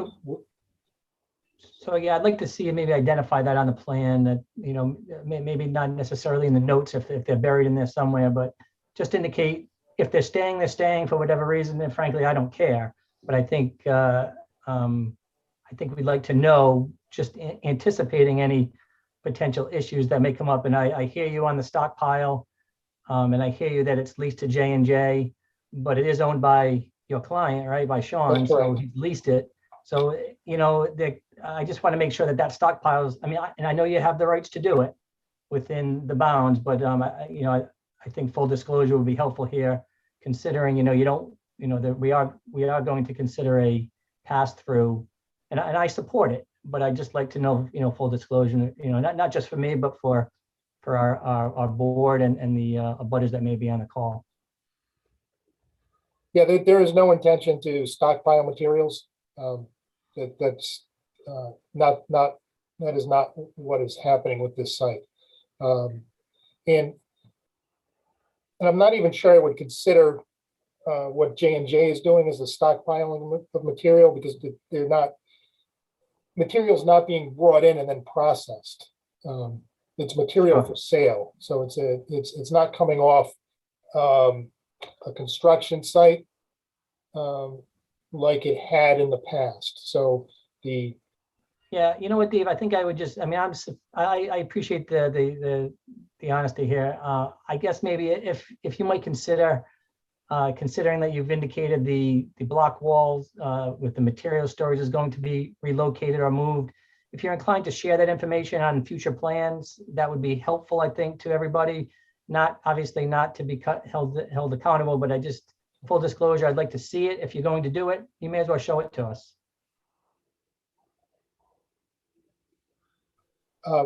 just what is it you want shown exactly? Well, from the way I see the map, and I look at lot 3 and lot 2, roughly where the material, the concrete block material storage wall is, that kind of overlaps both property lines. That's generally, it looks like, where the cut through of the will be, the allowable gate, the fence with the gate. Are those bins are going to just kind of flip somewhere on the other side? Or the ones that are already on J&J's leased area, that's going to stay. And there's more on the lot 3.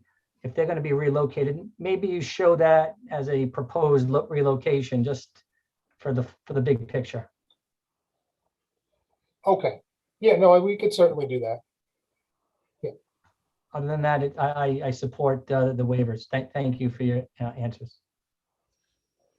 Other comments from board members?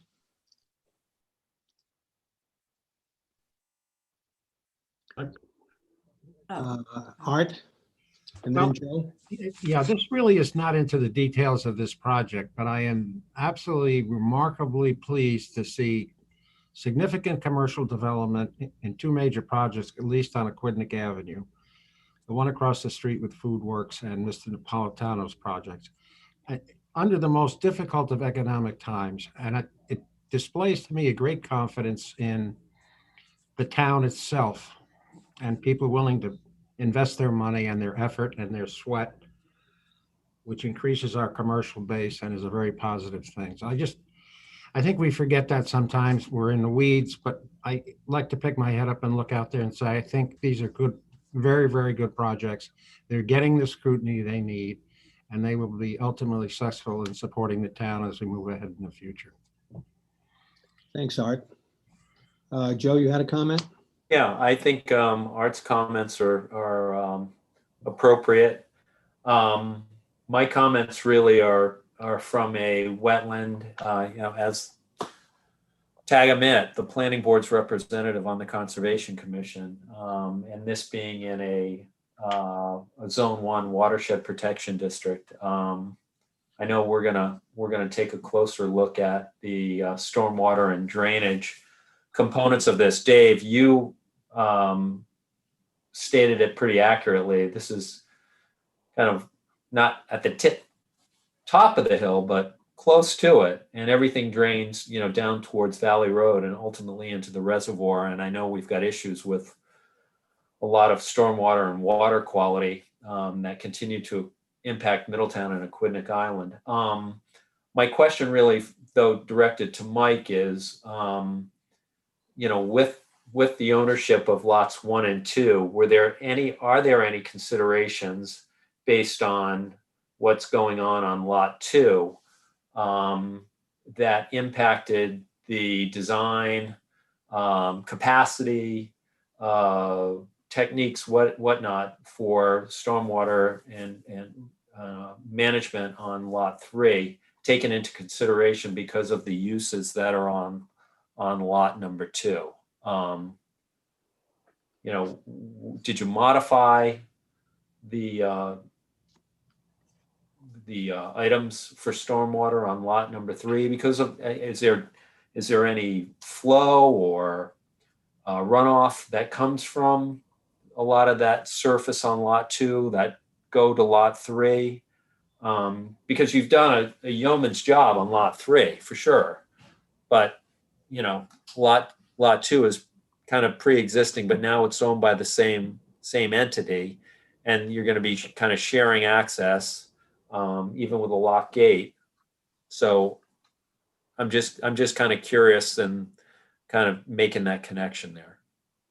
All right, Joe, just so I understand your question. So were there any stormwater provisions relative to lot 2 that were either provided on lot 2 or provided on lot 3 for lot 2? Based on the water flow and the sensitivity, of both parcels really, that impacted what you've designed here on lot 3. Right. So I guess to answer that, I mean, the focus was on lot 3. That's the subject of the application. The watershed area, as with any project, we consider kind of a broader picture. So as you know, as the board members know, having been there, I mean, this is an extremely flat piece of property. So lot 2 does not sit above, from a drainage point of view, does not contribute significantly to lot 3. So for all intents and purposes, you can draw a line in the sand, which is done. So if you kind of study the topography there, lot 2 does not contribute to lot 3. So the isolation was of the improvements were to lot 3, and to protect, namely the resource area, the wetland area, where that is where the water drains to. It drains away from Aquidneck Avenue, westerly, primarily a northwesterly direction. We consider the overall watershed when we're mitigating rate and volume. And just if I can advance one more sheet here, just to kind of show you how all this is laid out. So I indicated in my presentation that this is a perimeter system. So basically around this limited disturbance are stormwater management practices. So in this common boundary between lot 2 and lot 3, yes, probably the majority of our stormwater practices are here, and they're built into the landscape. This is one of our discharge points right here. And that's any small amount of area from lot 2 that flows onto lot 3 goes right through that area, and that is dealt with in our design. I hope that answers. Yeah, no, it does. Thank you. Yeah, I mean, I'm sure we're going to go into it in more detail. Oh, yeah, conservation for sure. Yeah. Thank you.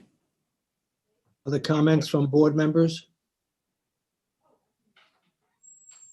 Just a question on, did we TRC stuff, TRC items? I know, he's here, he showed up, Warren. I'm not sure if he wants to comment, but, if he's going to be here, then maybe we should ask him.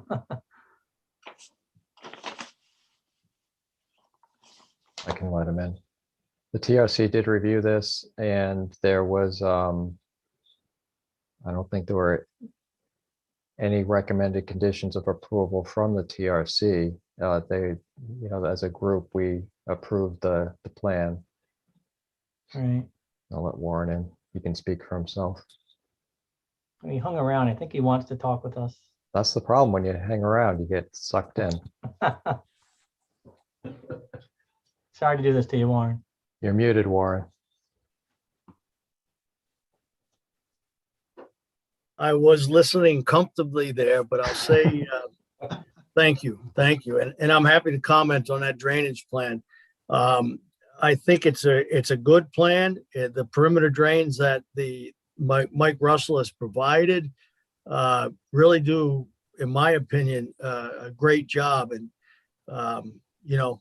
I've looked at the numbers. The numbers look good, and that's all I really have to say on it. I don't have anything negative about it. I think it's a great example of what needs to be done for our drainage system. So I certainly agree with the design.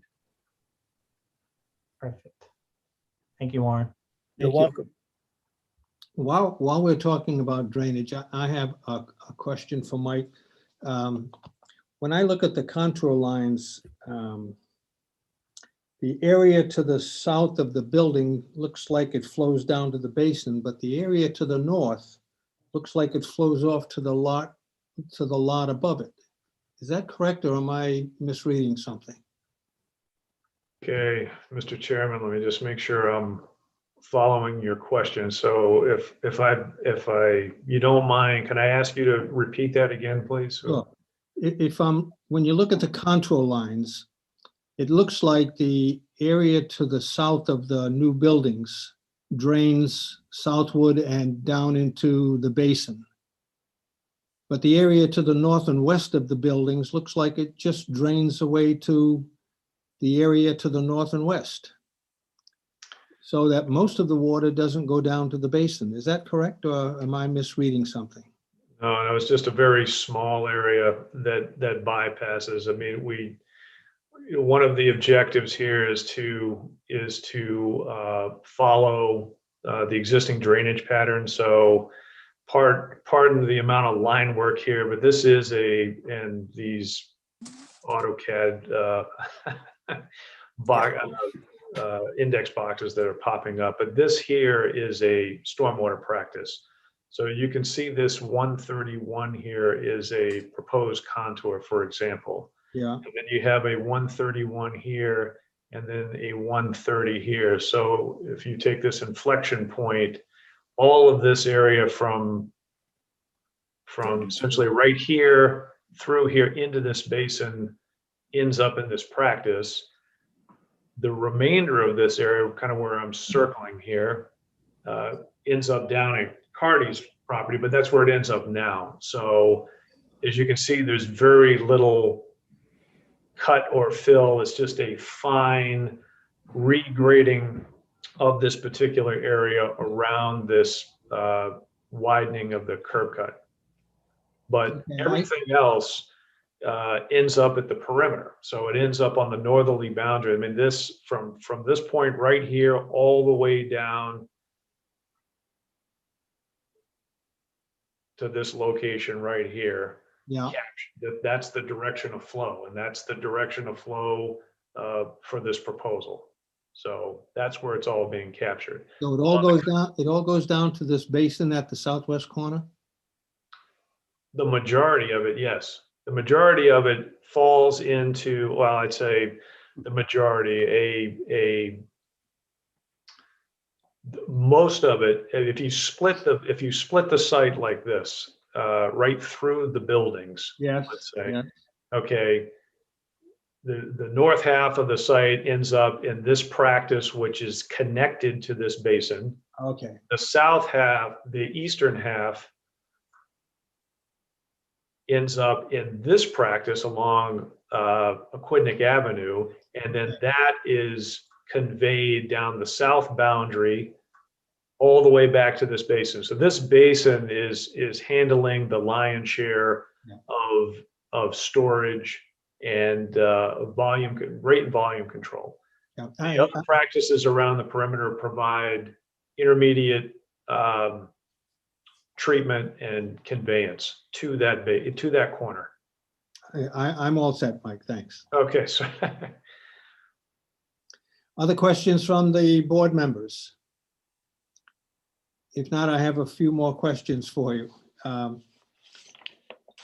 First of all, if I look at the east elevation of the main building, that is the view as seen from the street.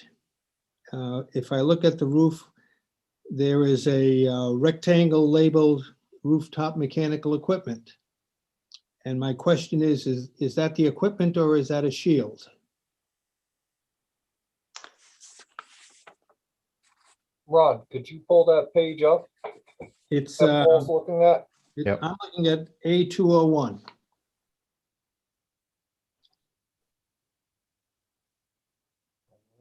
You want the elevations, Paul? Yeah, east elevation, it's A201, that one.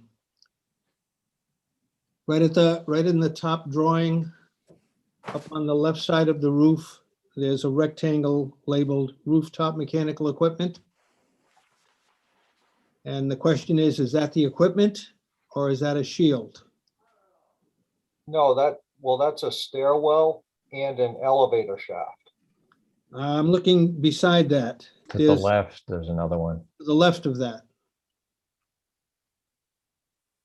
So the mechanical equipment should be down below. It shouldn't be visible. Well, with that's the that- point. With that mansard roof. That's the point. It is, the way the drawing is shown, something is visible from the street. Yeah, that, the mechanicals won't be visible from the street. So if the mechanicals are taller than the sloped roof, there'll be a shield around them? I haven't spoken with Dan Herc about this, but that's what he put there, but I don't anticipate that the mechanicals are gonna be higher than that mansard roof that's there. I don't, that wouldn't happen, Paul. Okay, can a condition be put on this, Ron, to acknowledge that? Sounds like it's going to be okay. Sure. Yeah, I mean, the condition can simply state that all rooftop equipment shall be shielded from view. Okay. I have a couple of other questions. I'm going, on the lighting plan, you had requested a waiver. Is that still the case for the exterior lighting? I don't believe they're requesting a waiver. So some of the waivers that I had on the list have been addressed by revisions to the plans or by statements. So that one is no longer required? I'm going to recommend that it be a condition that the lighting comply. Okay, and do you have a condition for the landscape maintenance plan? We added, well, we talked about that earlier, so there will be an added condition for that. And that takes care of all my questions. Any other comments from members of the board? Oh, Yes, Mike. on the second building down below, are there any mechanicals on the roof of that building? The back building, Mike, Yes. there will be mechanicals on the roof of that building. But once Okay. again, I don't anticipate or, won't let them be visible Okay. with the mansard roof. That has the Okay. sloped roof all around the edge of that building. Right. Okay. Great. Any other comments from members of the board? Is there anyone from the public who wishes to speak? Any members of the public, you can just go ahead and raise your hand if you wish to speak, ask a question, or make a comment. Okay, we have one. Craig? Go ahead, give your name and address, please. Yeah, hi. Can you hear me? Yes. Yeah. Okay, Craig Ruth from 22 Spinnaker Court, Middletown. And I just have a question about the movage of the storage bins. Being in a butter to lot 102, I'm just concerned if those become too close to the residential area, that it could create some problems with such things as noise. You have the dump trucks coming back there, slamming their tailgates frequently. you have dust that's kicked up that comes over to the residential properties. You have, exhaust from the diesel trucks, all that. I'm just worried that it's going to be too close to the houses. And also possible runoff that could occur from that area. That was my only question. Well, I think that most of the activity that you're referring to is some of what JJ Materials next door has as part of their operation. So we'll do whatever we can to mitigate things, but we're not expanding the materials yard. So we won't have that activity as David indicated earlier in the meeting. It's not an expansion of the materials yard. I thought there was movage of the storage bins. Was that not correct? Well, they're gonna move, but it's not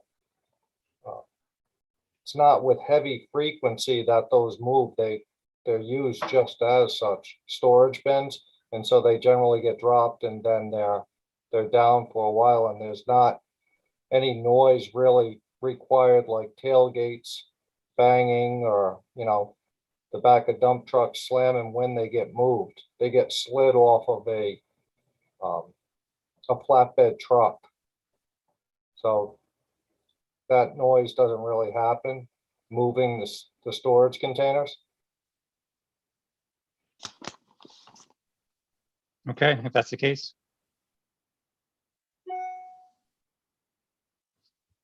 Is there anyone else who wishes to speak? I don't see any, excuse me, I don't see any other hands raised. Okay, may I have a motion to close the public hearing? So moved. Second. Motion's made and seconded to close the public hearing. Any discussion? All those in favor say aye, show your hands. Aye. Aye. Opposed? Motion passes. The public hearing is closed. Ron, could you go through the waivers that have survived and the conditions that have been placed upon it? Sure. So the waivers that, let me get to the right page here.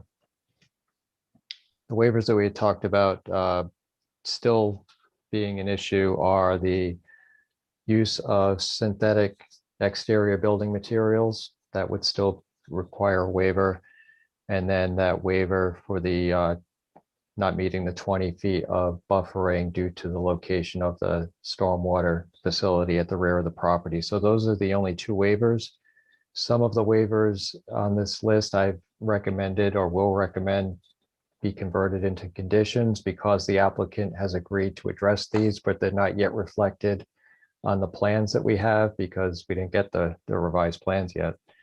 So I'll just go through those if you don't mind. Yes, yeah. So proposed condition number one would be what is now identified as a waiver number one regarding pedestrian access. The applicant has indicated that pedestrian access will be provided from Aquidneck Avenue. So that should be a condition of your recommendation. The next one down regarding the lighting, which we talked about a little bit ago, a condition that any exterior lighting comply with dark sky, the dark sky requirement. Number three would be the location of a bike rack and trash receptacles on the plans prior to permitting. Condition number four would be identification or providing the calculation for the amount of windows on the street facing elevations. I believe that the applicant or that the design will meet the requirement. It's just that that calculation is not shown on the building elevation plan. And then jumping down, condition number 6. Wait a minute, 1, 2, 3, 4. Condition number 5, I guess, would be landscaping plan and landscape maintenance plan forward to the tree commission for review and approval prior to permitting. Number 6 would be that the plans identify the relocation of the materials bins, as was discussed by Bill. That would be prior to permitting, that relocation be identified on the plans.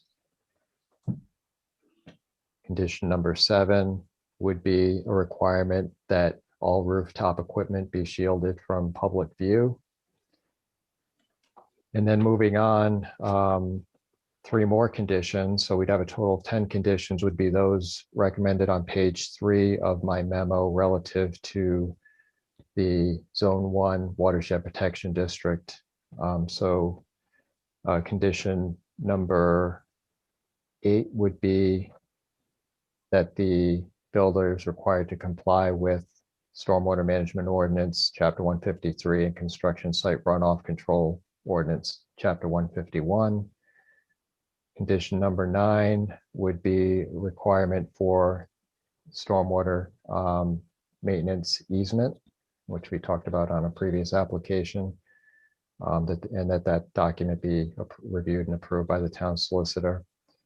And then condition number 10 would be, and this is a standard condition that we always have fun with, but that the use of lawn chemicals, fertilizers, and other chemicals with the potential to adversely impact groundwater and surface water shall be prohibited within Watershed Protection District Zone 1.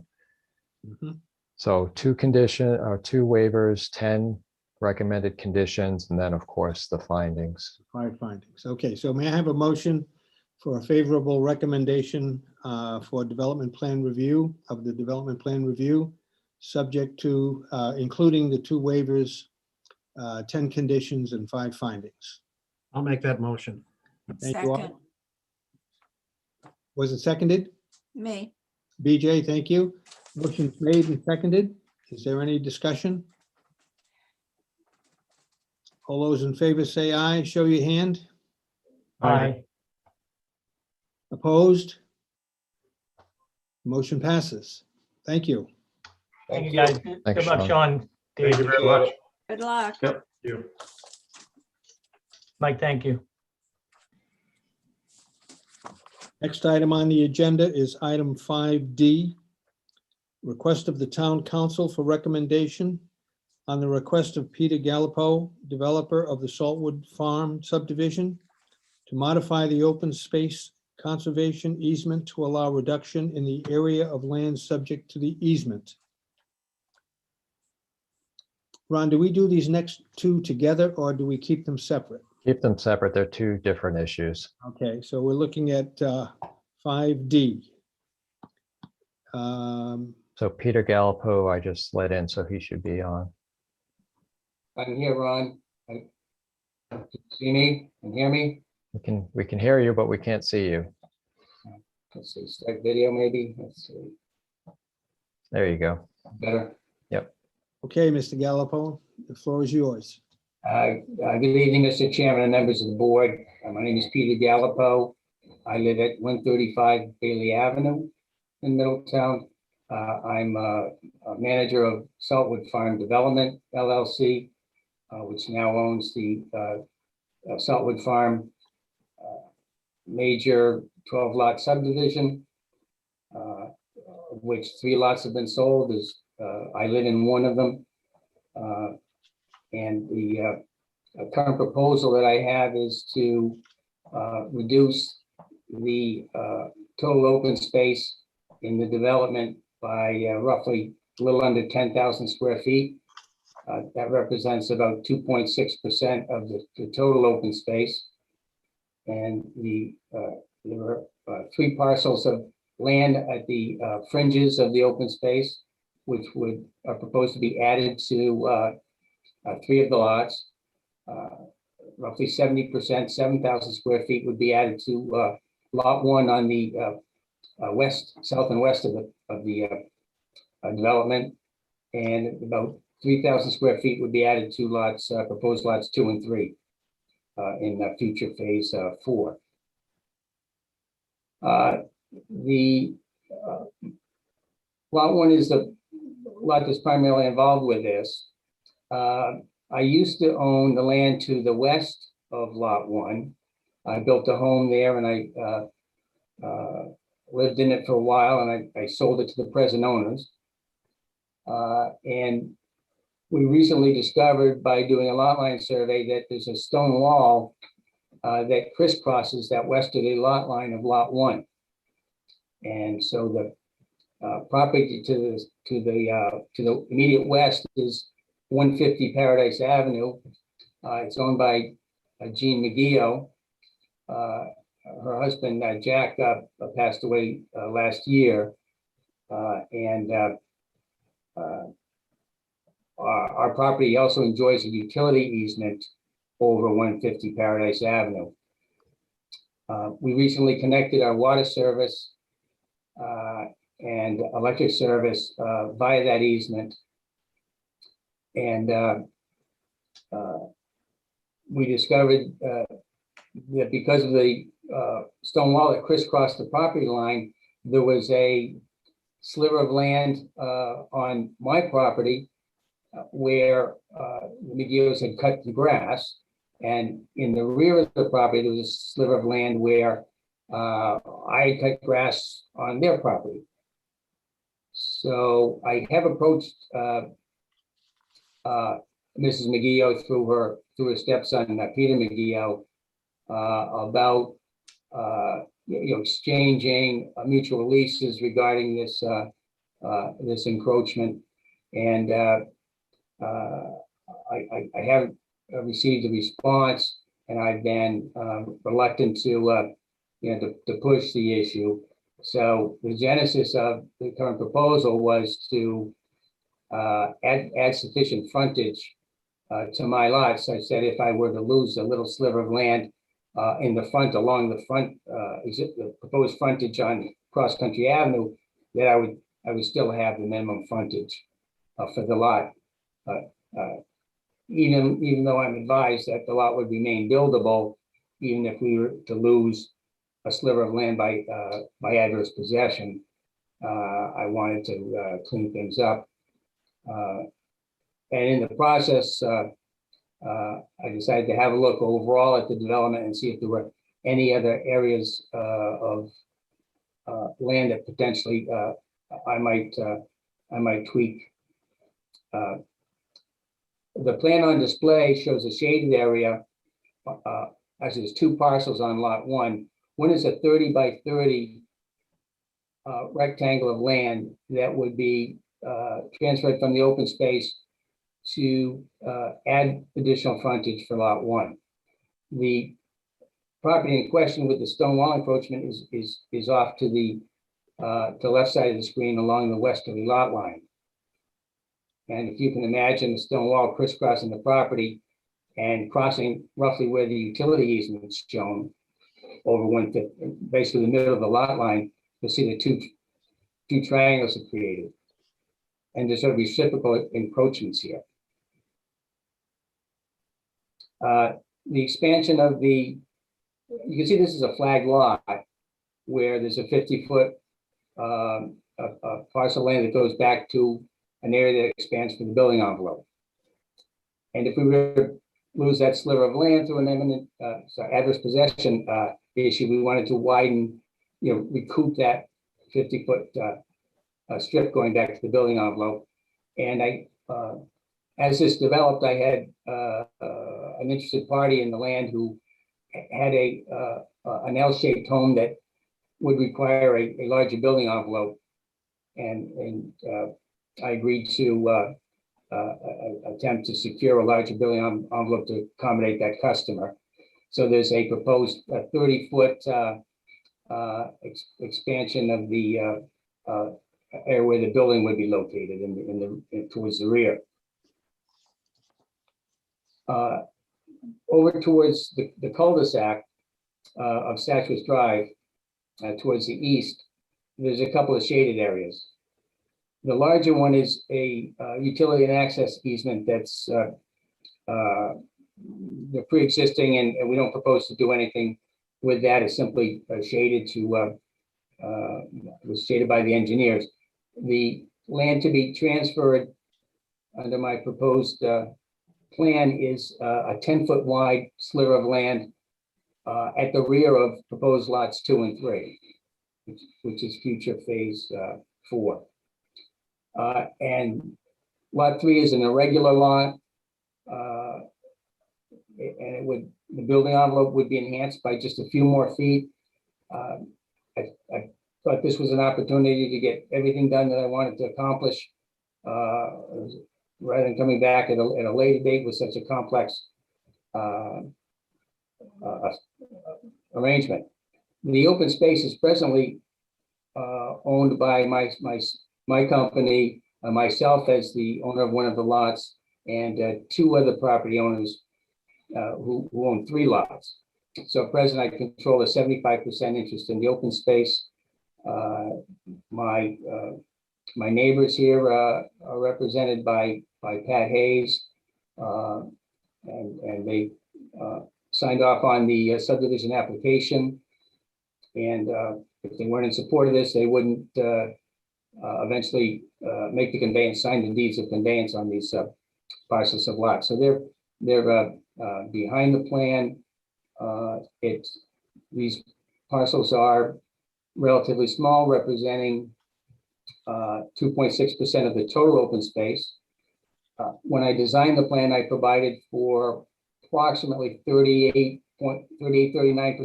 more open space than the minimum that was required, which was 40%, well over 50%.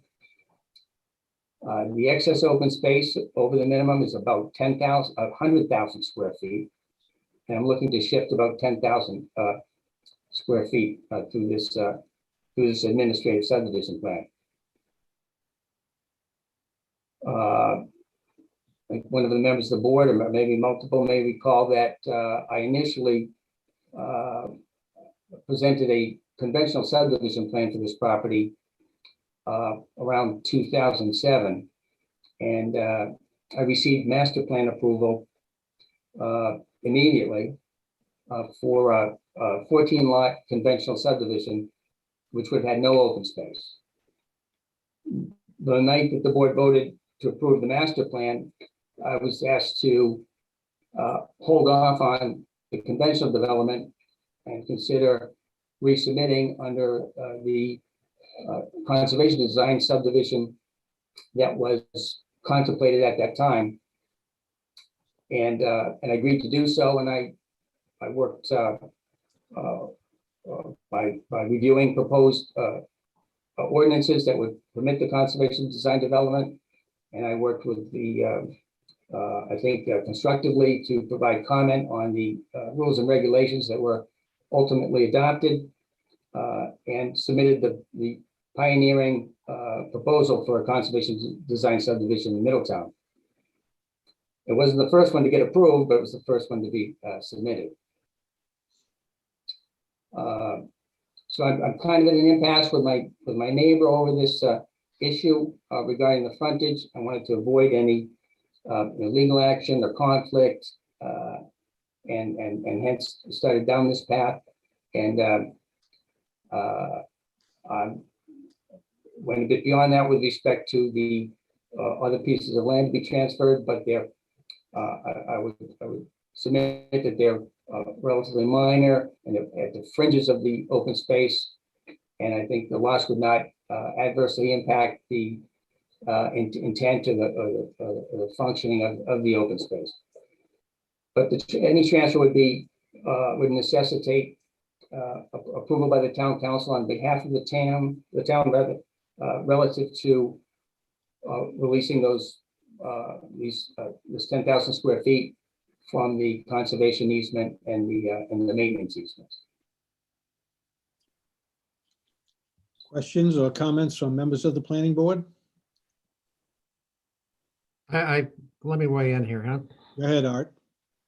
Peter's absolutely correct. He's the first one that applied for the conservation subdivision plan. I have no idea what he just said. However, I think it's codified by his attorney what the issue really is when you look at the amount of property and the percentage. In both cases, the reduction would be very, very minor.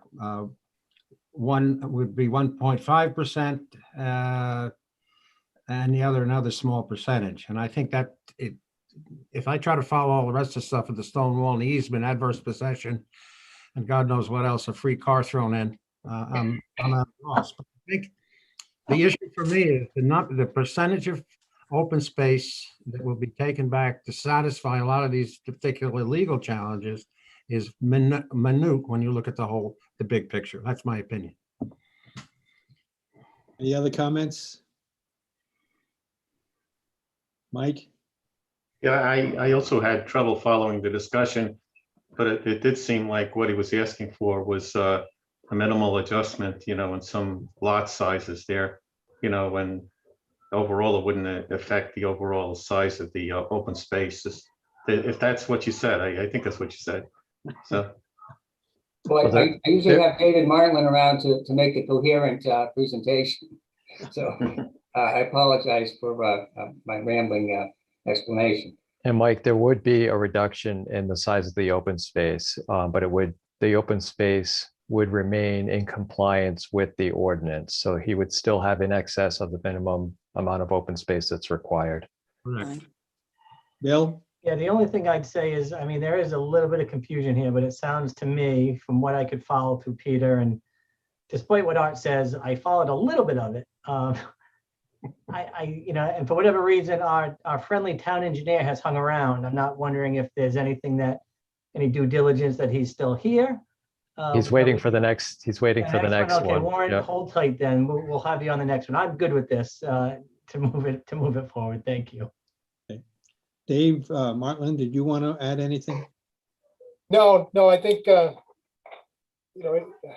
think Art hit the nail right on the head. This is really a small amount of the area that's being pulled out of the open space.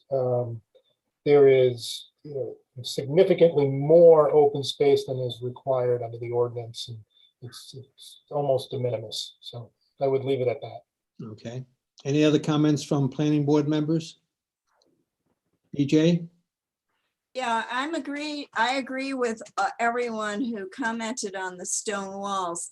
I just want to make certain that the little cemetery that's there is still being maintained. Other than that, I'm in agreement. Any other comments? May I have a motion for a favorable recommendation on this request?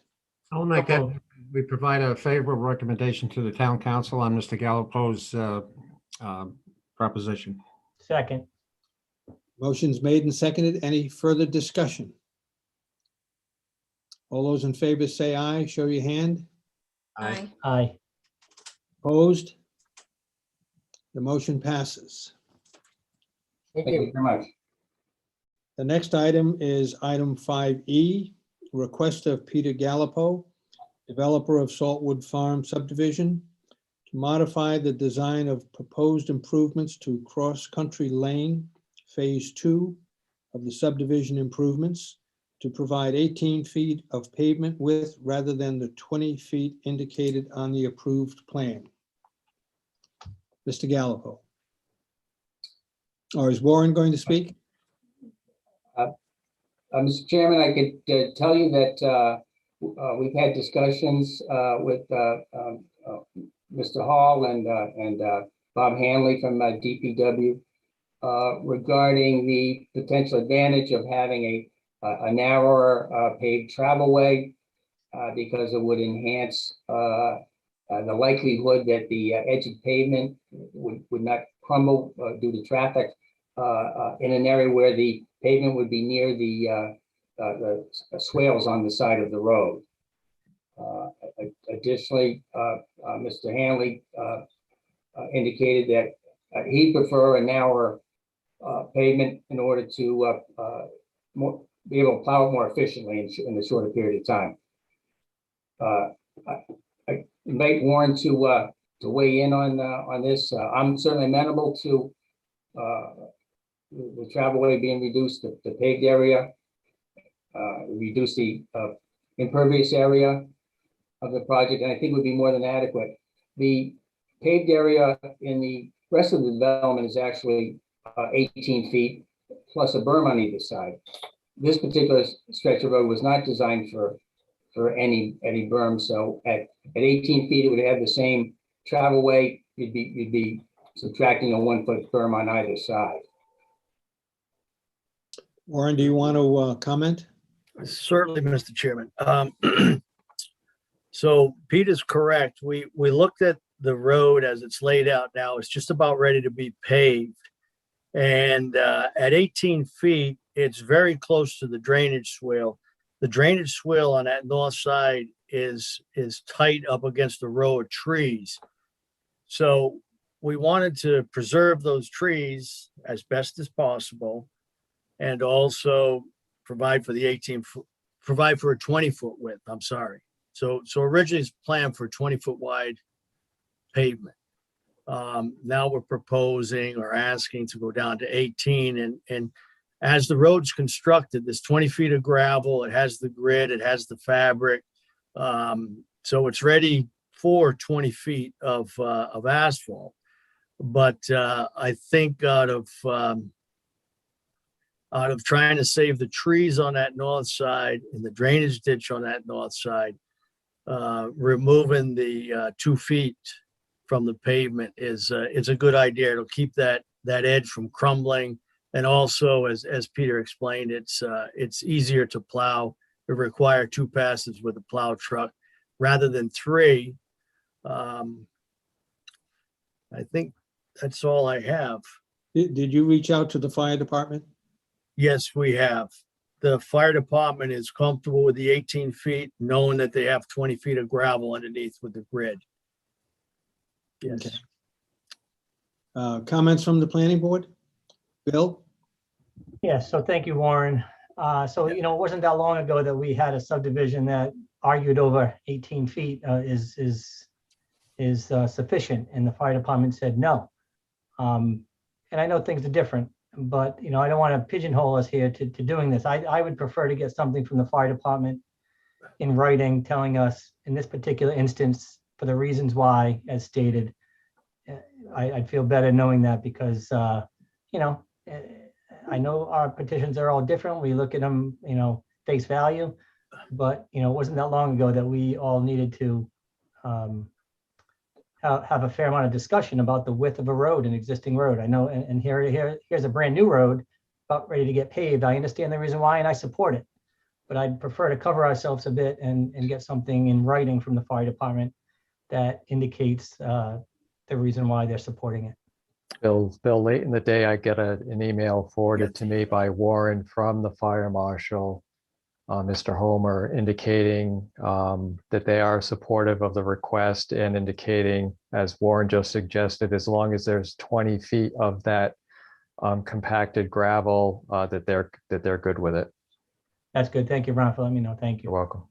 Okay, any other comments, BJ? Yes, I think that I'm in full agreement with the 18 feet, considering the fire department has come forth and said it's all right.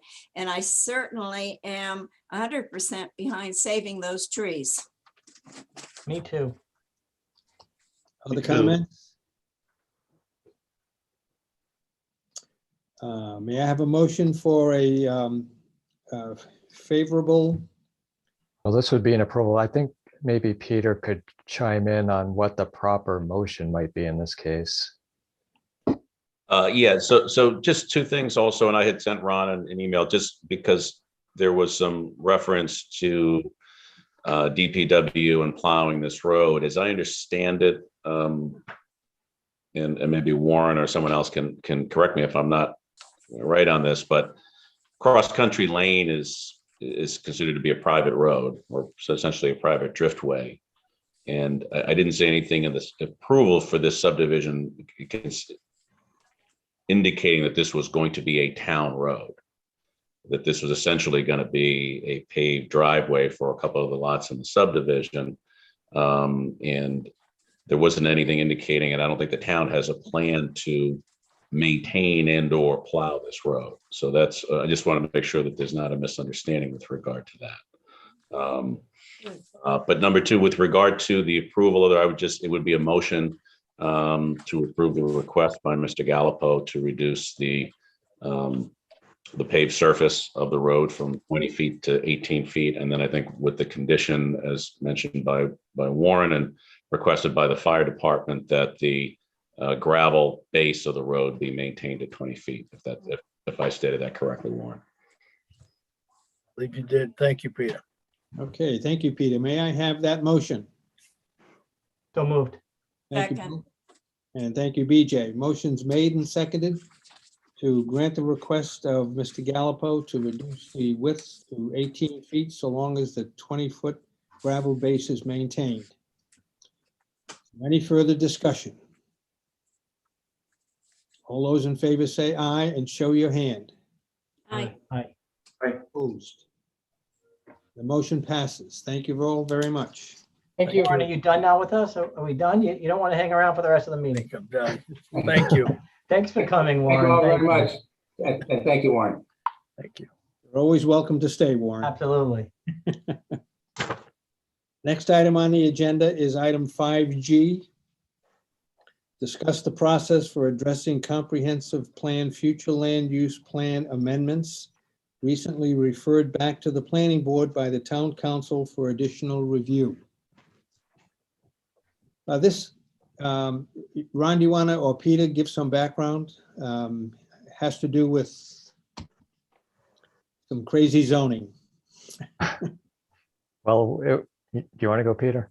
Yeah, I'll go. So this was, as you know, the board has been trying to complete the project of bringing the future land use plan and the zoning code into compliance. And there was a referred to the council changing, I believe, Ron, the future land use classification of certain property.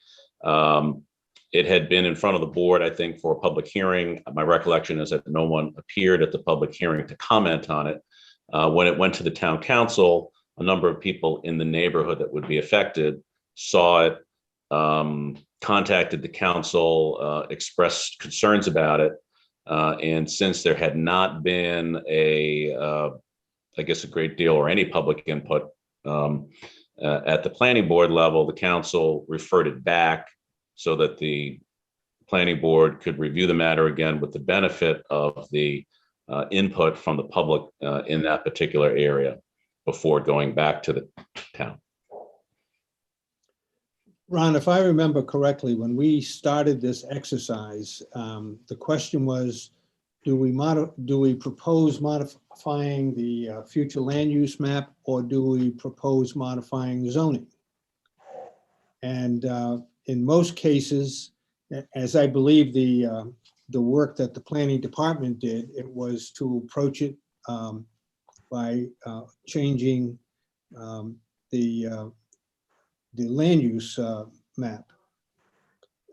In this case, it looks like a subset of what we looked at maybe should have the zoning changed.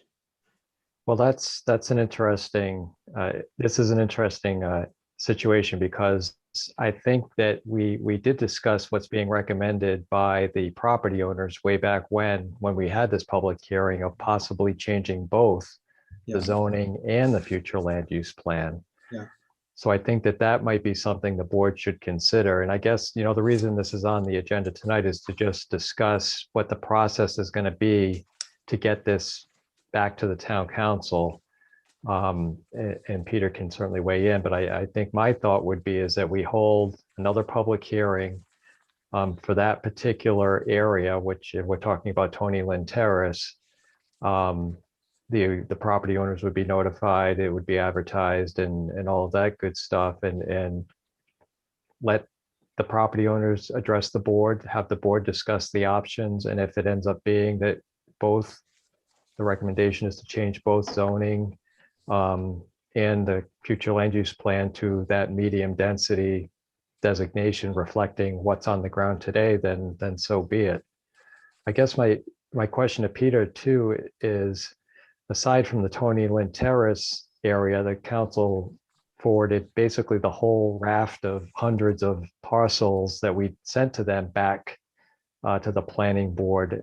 Is there a feeling, do you think that we need to open the can of worms for that whole the whole list of parcels that were part of that package, or is it just the Tony Lynn Terrace? I think it was just the area where there were residents that expressed concern, and my recollection is that all of the comments were segregated to that one Tony Lynn Terrace area. So if we do go ahead and advertise a public hearing and notify property owners, it would just be for that particular area. That was my understanding. Okay. All right.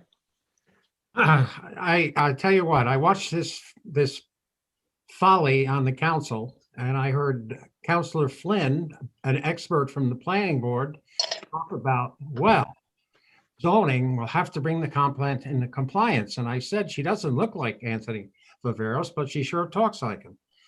And I'll be damned if we have to go back and do this again. If we do it for this group of people, we have to do it for everybody. It was advertised for a public hearing, which we held, and that was our decision. And more than that, the council could have made a decision that night themselves to take care of the problem. So I think it's a pain in the ass to go back and re-advertise it, do the whole thing over again. I don't want to do another 50 of these, because that's probably how many we have out there.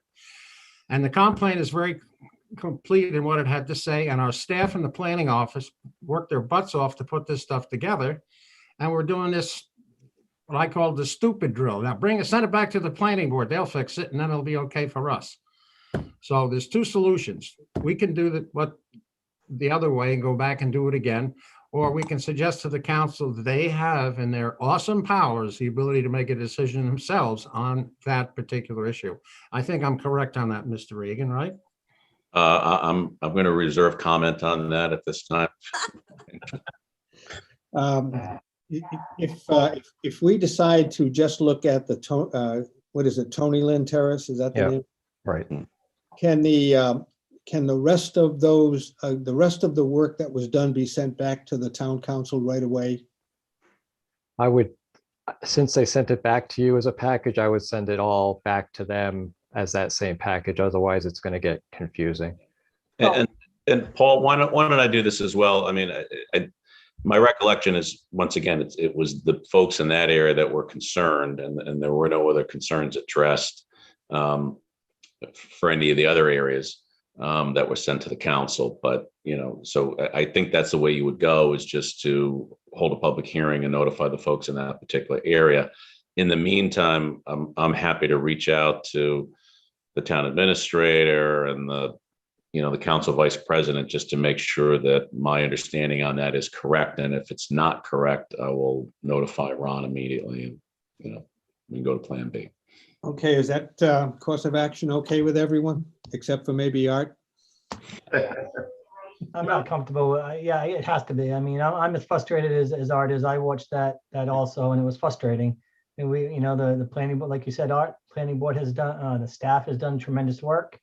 The council had an out that very night, but frankly, I'm not sure if they did their homework the way they should have.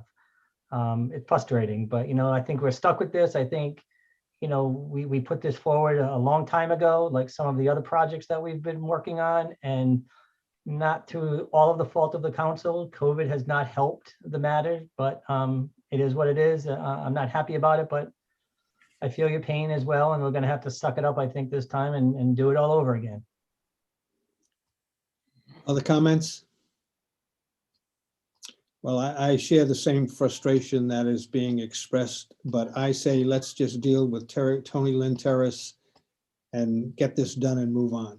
Yeah. So can you send out that notice, Ron, or set up the? Yeah, we'll have to get it scheduled, and in the meantime, Peter will check in with the council vice president just to confirm that everyone's operating under the same understanding. When you talk with him, please let him know that the only controversy is with Tony Lynn Terrace. Everything else is fine. Yes. Yeah. Rita, I need to drag you into this. Can you please pronounce the acronym that we need to get re-familiar with? Is it FLUP? Yeah. You said it so well 6 years ago, whatever it was. FLUP. We got to get reacquainted with FLUP. Yeah. Again. Okay, Ron, will you take care of scheduling this meeting? And Yep, will do. very good. Anything else on this point? No. Thank you, Ron, Rita, Pete. Thank you. Next item is item 4E. And let's see, 4E, review of proposed action plan for planning board implementation of action items from the housing element of the Middletown Comprehensive Community Plan. I have to start off by saying you did some real work on this one, Ron. A lot of work. A I'll lot just- of work is right. I appreciate that. I'll just summarize, certainly not going to read through the entire memo, just to explain to you what I did here. I did go through the housing element in the action items and identified those that are planning board or planning department items. And those are identified in bold in the first part of this memo. And I took the liberty of putting into two categories, a higher priority and a lower priority category, each of the items. Within those categories, so within the higher priority list and the lower priority list, they are not within that list prioritized. They are simply listed in numerical order. So there's really only two levels of priority that that I've identified, and the board can certainly go beyond that if you wish. The second part of the memo is taking just the items where the planning board is identified as having some responsibility and starting a work plan, starting to develop a work plan with some subtasks. And again, these aren't, and this starts on page 5, these aren't on in any particular order in terms of priority. It's really all of the higher priority items from the first list are in numerical order, and again with some subtasks inserted under each of the items. So it's, this is really on for discussion, and we've talked about it over the last couple of meetings of needing to take a closer look at what the comprehensive plan says about affordable housing, and particularly for you all, what the planning board should be doing relative to affordable housing. For example, we've talked at the last couple of meetings about the idea of going back and looking again at inclusionary zoning as one of the, it's mentioned it, I think, in 3 of the action items from the comp plan. Yep. So it's one of those items that has the potential to add affordable units without necessarily any cost to the community. It's something that the developer would be required to do. But aside from inclusionary zoning as a concept, there are other items on this list that are things that we should start talking about and start working on. So, I give you this memo for your consideration and discussion, and I'll hand it off to you, Paul, to talk about where you want to go with it. Yeah, well, I think, first of all, there's a lot of work that's been done, and there's a lot of work that has to be done. And yet this is a very important topic, and it's certainly on the forefront of the town council right now. So I suggest we put together a subcommittee and start work on this, but I point out there's a lot of work involved in this. So is there anyone who would like to be on this subcommittee? Before you do, Paul, I have a question. Yeah. This also was on the agenda, I believe, at the council, and that discussion was frankly just as frustrating as the previous topic we had. So is there anything else, Ron, you could maybe, I know we have to go through this exercise and do this, I get that, in the subcommittee, but is there anything else that we're going to get stuck on maybe with the council that you recall that was important to them, other than the obvious, this is a housing plan, but it was just frustrating as well. Yeah, they're in a position now where they're considering establishing 1 or maybe 2 committees. I think it might be going to 1 committee to focus on affordable housing issues in town.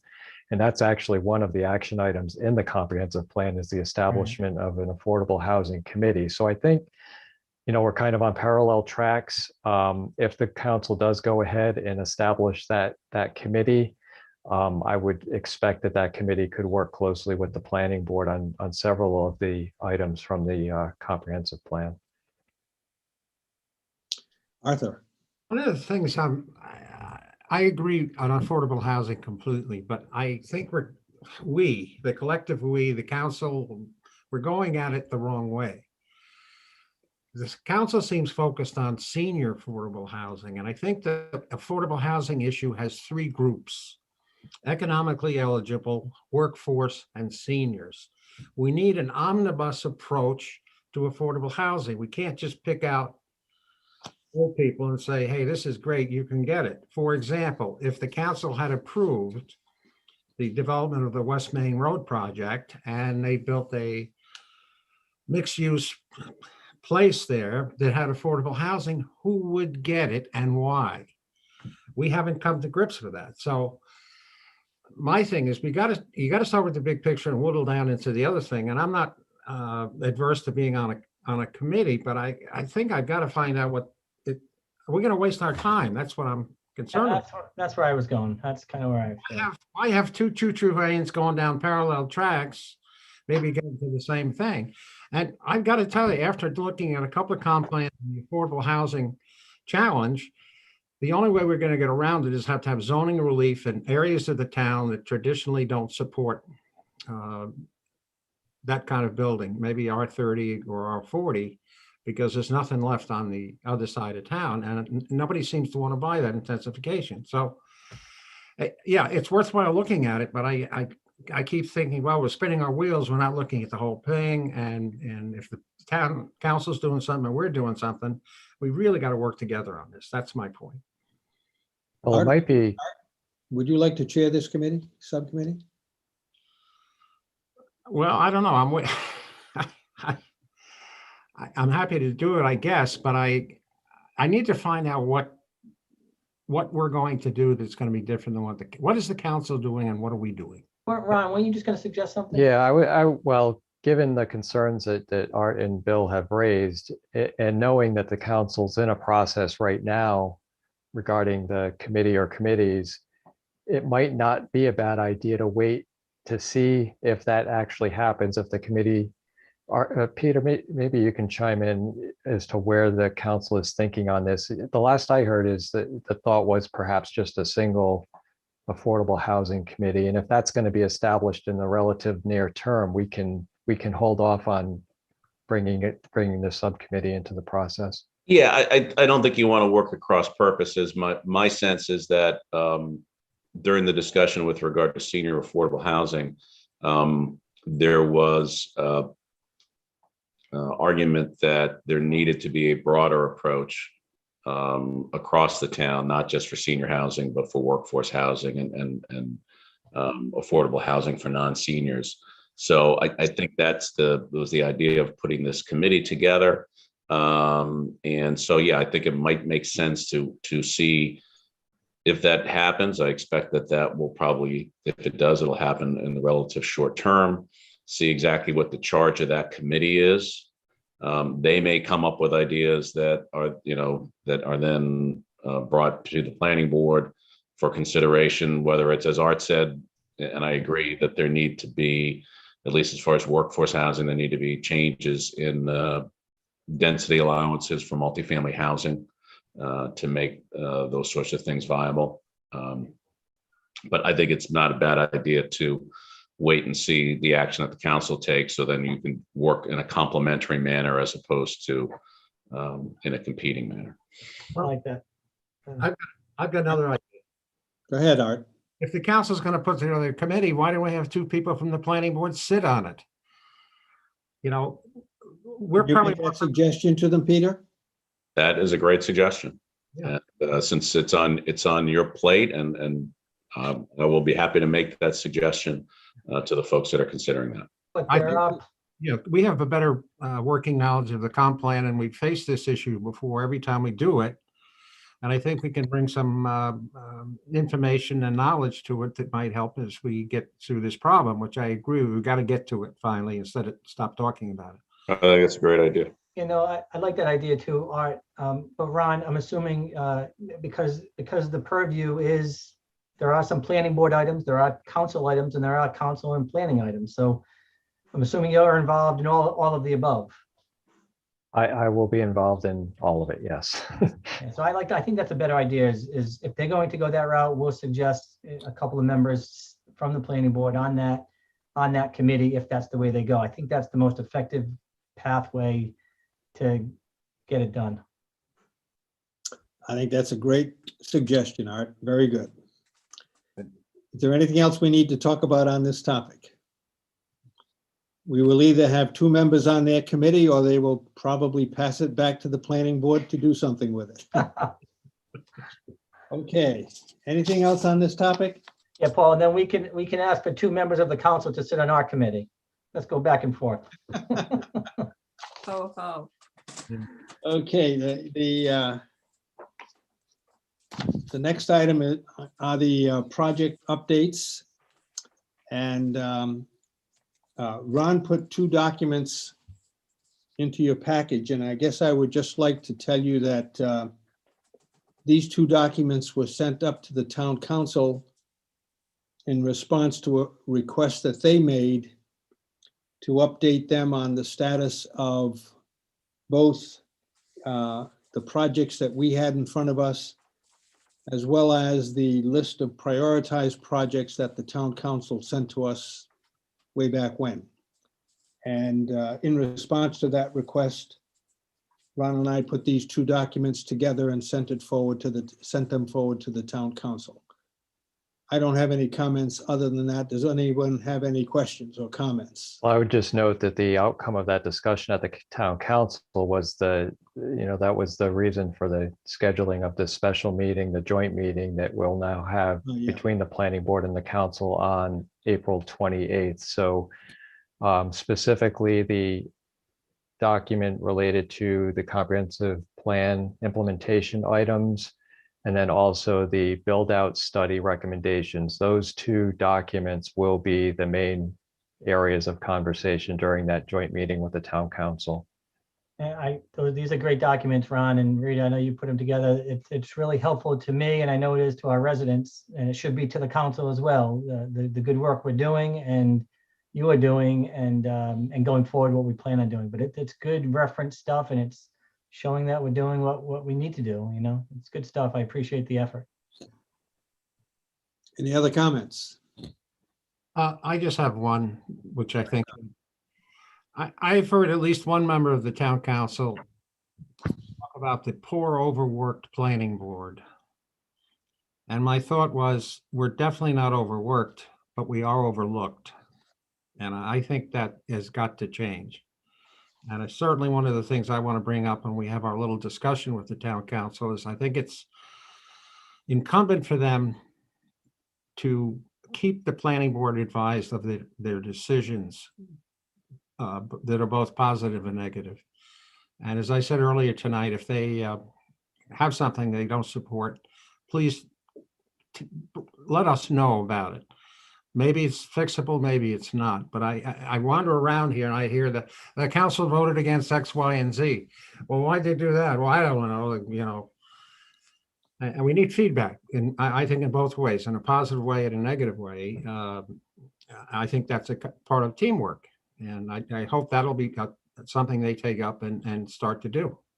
Hey, Art, just like I suggested, what Ron and Rita do, project updates. Why don't we suggest to the council they do something similar? I mean, look they've got priorities. I know it's probably not going to go anywhere, but that's the example. We're setting the example by showing them what we're doing. They need to do the same for the rest of the town and for us to help us do more work. So I think that's a great example of how it really kind of should be, but it's not a perfect world. I get it. I think we need to get the feedback, but I'm not going to request that they send us their project updates. I don't think that's appropriate. No, I just think we do need feedback when they take an action. Right. In the decision realm, Yeah. If it's a no, tell us, I didn't like page 3, chapter 1 or something like that. Or there's the mixed use ordinance, they didn't vote for that. Why not? I don't know why. Yeah. Does anybody in this room know why? No. Yeah. You may know, but Well, I think this is a good topic to discuss at the joint meeting, and I think they will be receptive. Yeah. Anything else for this evening's meeting? Committee reports. Oh, yeah, I forgot all about the committee reports. Yeah. Let's see, the use table. You're still on hold, but I have to warn you, Bill. I heard. The town council is hot to trot on this. Actually, one person is hot to trot, and that's fine. I mean, I want to get it done too. It's not, I just, you know, I want to get it done myself. We've done a lot of good work and we have a lot more to do, of course. But you know, it's respectfully, it's one person and, you know, we'll get it done. And I'm willing to meet virtually, but I think we're headed towards in-person meetings sooner rather than later. That's probably true. I think that, excuse me, I'm on that committee with Bill. I've had my 2 COVID shots. If we get 2 people plus Bill that have COVID shots and we could sit 6 feet apart and wear a mask, maybe we can get it done. I'm comfortable doing that. So am I. Well, set up a meeting. Can we do that, Ron?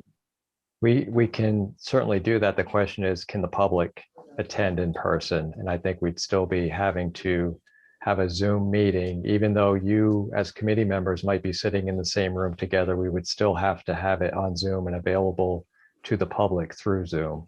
That Zoom is fine for the public.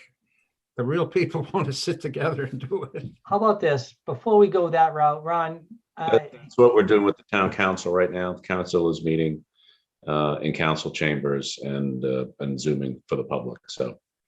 so if we could do that, that would be fine. But I guess, Ron, frankly, I know we have work to do in the use table, but I've kind of lost track of it. So maybe a refresher before we have a meeting, maybe a kind of a one pager to give us, hey, here's where we're at. Here's what we need to do.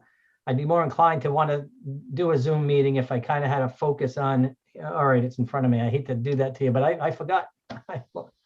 You and me both, Bill. So yeah, we'll have to go back through and remember where we were and what we've done. And I can work on that, you know, between Rita and myself. I think we can pull that together. And then once we have that work, we can go ahead and schedule a meeting. That's fine. That works for me. And if it has to be Zoom, so be it. But you know, I want to get the work done as well, but I don't know what the work is anymore. I kind of forgot. Yeah. Marijuana regulation, that's now before the town council. Is that correct? Yeah, I expect the council will take a look at that sometime either late May or early June, based on the Build out study, the recommendations for priorities and action went to the town council, and we will, as Ron said, be discussing that at the joint meeting. Yeah. Tree Commission, BJ? Yeah, this is Earth Day week in case anyone has forgotten. And on the 17th, this coming Saturday, there's going to be a nature walk sponsored by our own Middletown Tree Committee from 12 to 2 at Middletown Park. And they're going to be giving out some tree seedlings. So I encourage everyone, if they have some time and they want to do something, get out in the fresh air to do that. I also had some comment from someone about the trees that have been planted on Corey Lane near Green Inn Avenue. And someone was very concerned about the trees being planted right under the wires. And so I inquired because I had been asked, and I understand that the tree warden had given the homeowners association in that development a list of trees that would be growing low. There would not be tall trees there. So that's why they were planted there. So if anyone wants to know why there are trees being planted on Corey Lane, I think it's the homeowners association. So that's my big thing. Okay, So great. Thanks. it is what it is. Yeah, no, that's good. Open space, Mike? Well, you know, they have their meetings at the same, you know, at the same time we have ours. So sometimes it's hard to get to them. So, but I know they were looking at trying to come up with a new access to that trail system down at, you know, where, you know, behind Shores. And I guess they abandoned the idea of having a trail access on the Valley Road side. They're also making some plans for Earth Day. And as far as I know, that's about all what they're doing at the moment. Oh, yeah, they were working on organizing a cleanup at I think it's Demery Park, which is on, I think it's Hillside. You know, it overlooks, it's one of those roads between Green End and Wapping. So that's about it. Conservation Commission? Nothing? Canceled. We don't have representation on AIPC anymore. Is Right. something happening there? The council's going to receive the resignation, I believe, at their next meeting, and then the town clerk, if she hasn't already, she'll advertise for a new appointment, and anyone who might be interested should get in touch with the town clerk if you wish to serve on the Aquidneck Island Planning Commission. All right, well, what do we need to know before we even consider that? I think they're not going anyplace. I don't know what, they're marking time and not doing much. They had a project with Coal Island Waters. I thought their focus should have been updating the West Side Master Plan, but they never got around to that. And that would be a valuable asset for all three towns, but they don't have the leadership or the focus. And that's why I just said, I'm not going to waste my time with it. They currently don't have an executive director, so one of the board members has been sort of filling that role. We've had some discussions with the town administrators and town planners, along with members of that board, about what the committee could be working on. And it came down to a couple of high priority items of regional interest, including affordable housing and transportation. So I think that those are two topics that the AIPC has indicated that they're willing to work on. I think that they're still in a state of, transition. Not sure what the plan is for hiring a new director at this point. Do we provide funding for them? Each of the three towns provides annual funding. Over the past many years, it's been $18,000 each, which is, only a portion of their budget. But yeah, so the three communities have been contributing that amount of funding, and then they also get grant funding. Okay, upcoming meetings, we have our regular May 12th meeting, and you said you were going to say something about the one you're trying to schedule? Yeah, so under committees, I'll add this back to the list, is our airport overlay zoning subcommittee, which has now, I think, been reestablished by the action taken by the board the other night after that public meeting. The subcommittee was asked to take a look at some of the issues that were raised during the public meeting. And then following that, I was asked to reach out to Rhode Island Airport Corporation to see about getting a tour scheduled of the property and to be able to hear directly from RIAC as to their concerns, particularly regarding the obstruction issues and the impacts that they're seeing on the runways. So I'm in communication with the planning director at RIAC to try to get that set up. And we talked about inviting the entire planning board to that tour when it does happen. If it's an in-person tour, it may end up being an online Zoom meeting. I have to check in with them again as to how they would want to handle that. How about the council? Invite them as well, because it's ultimately going to land in their lap, right? That's a good idea. We can do that. I mean, any meeting we have is going to be open to the public, and we can certainly notify the council that it's happening. We should invite them. Yeah.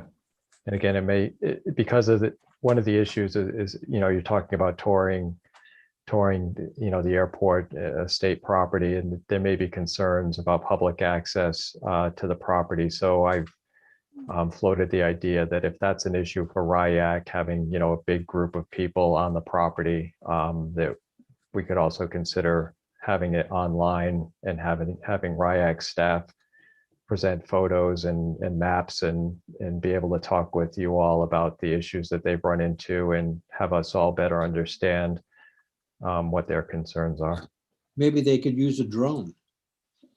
They, I was just gonna say that. they, I job. believe I've Oh. seen a video of, I don't know if it was a drone, but a video of an actual approach to one of the runways that's impacted by one of the obstructions. So I'm sure they will show that to us.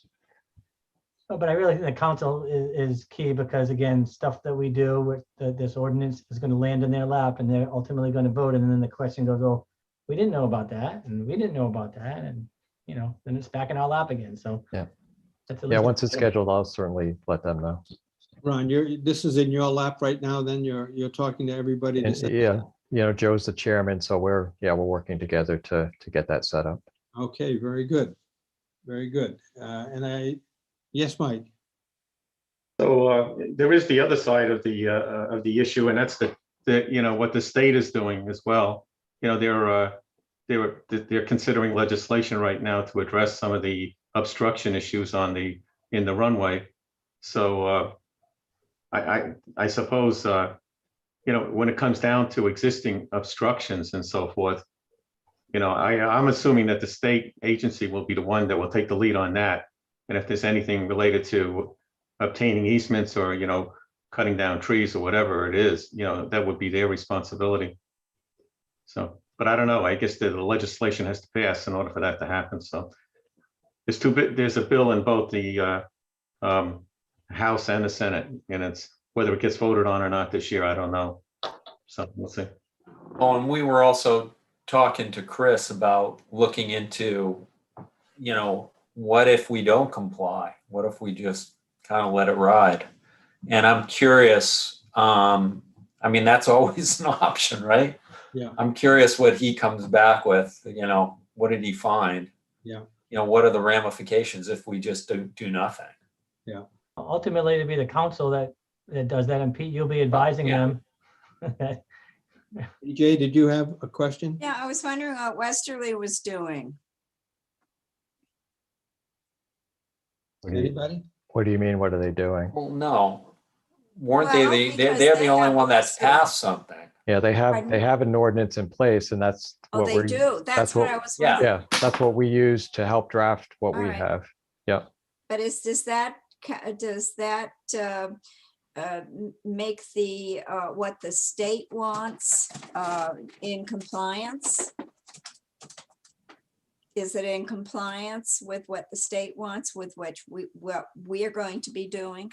Our solicitor, Chris McNally, has indicated that what we are proposing would bring us into compliance with the statute. Okay. Yeah. That's what I was. So BJ, we followed closely, as you remember, Ron and Rita kind of took the Westerly approach and modified it. Yes. And that was kind of the documentation that we presented at the meeting. True. See, Bill, you mentioned forgetting stuff. So I look back at my notes. I think we had a 16-month lapse between It was the a long last time. airport subcommittee and last week. And I'm like, Yeah. I forget like 90% of it, right? Right? Yeah, It's been 16 months. it Yeah, was we a need a long refresher on time. So all I'm these glad little I'm not things. the only one. Crazy. Yeah, Go ahead, Mike. I think we can still proceed with our ordinance almost the way it's written. I think the whole idea is that we can't force any pre-existing conditions to change. All we can do is set up the ordinance so that there's no future obstructions that might take place. And one of the things that I'm hoping that we'll get when we have this meeting is that other area. There is the runway protection zone, and I think that's the critical area because that's the thing that's limiting the runway right now. But the area like where Art lives and John lives and those guys, I don't know how important it is to remove any obstructions in that area at all that pre-exist. We might be able to say don't put it up some sort of a ham radio tower that goes 200 feet into the air or something like that. I think that I don't think we'll have to do much there, because I don't think there's many complaints there about about that. I don't hear them complaining about that. All I hear them complaining about is the runway protection zone areas. So. and the trees. And then I really still think, pre-existing or the trees that exist today, what are they going to look like in 10 years and which ones are they? I think there's legal challenges there. And I know those are tough things to define, but that's where I think the challenge is, You're right. Well, all I'm saying is maybe we can set up the, you can't plant anything that would grow taller than such and such, by, No. I understand all that. I'm suggesting that which is existing and what isn't. I mean, like I said, now we all know now, so I think they need to be identified and identify this tree, and this tree. Put it in land evidence or whatever you put it in and say, this is it. And then if it grows, and now it's in violation, but we can't touch that. I get it, but that's where the problem is, I think, in enforcement. Well, let's see if Ron sets up this tour and we see what RIAC says. Any other comments from board members for the board? Well, one last comment with hopefully by Monday evening, BJ and I will know if we're continuing on the board or not.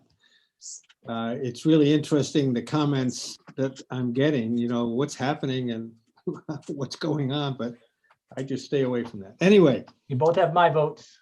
We have a motion to adjourn the meeting. Yes, thank you. And sorry, but my little one is 16 years old and she's blind. Oh. Congratulations on that. Motion to adjourn. Yeah. Take care. Adjourn. Did I get the motion? Yes, motion and second. Second. Gotta put her down. All those in favor say aye. Aye. Thank you, Ron, Rita, Pete. Thank you, guys. Thank you all very much. Thank you, The everybody. meeting is adjourned. Take care.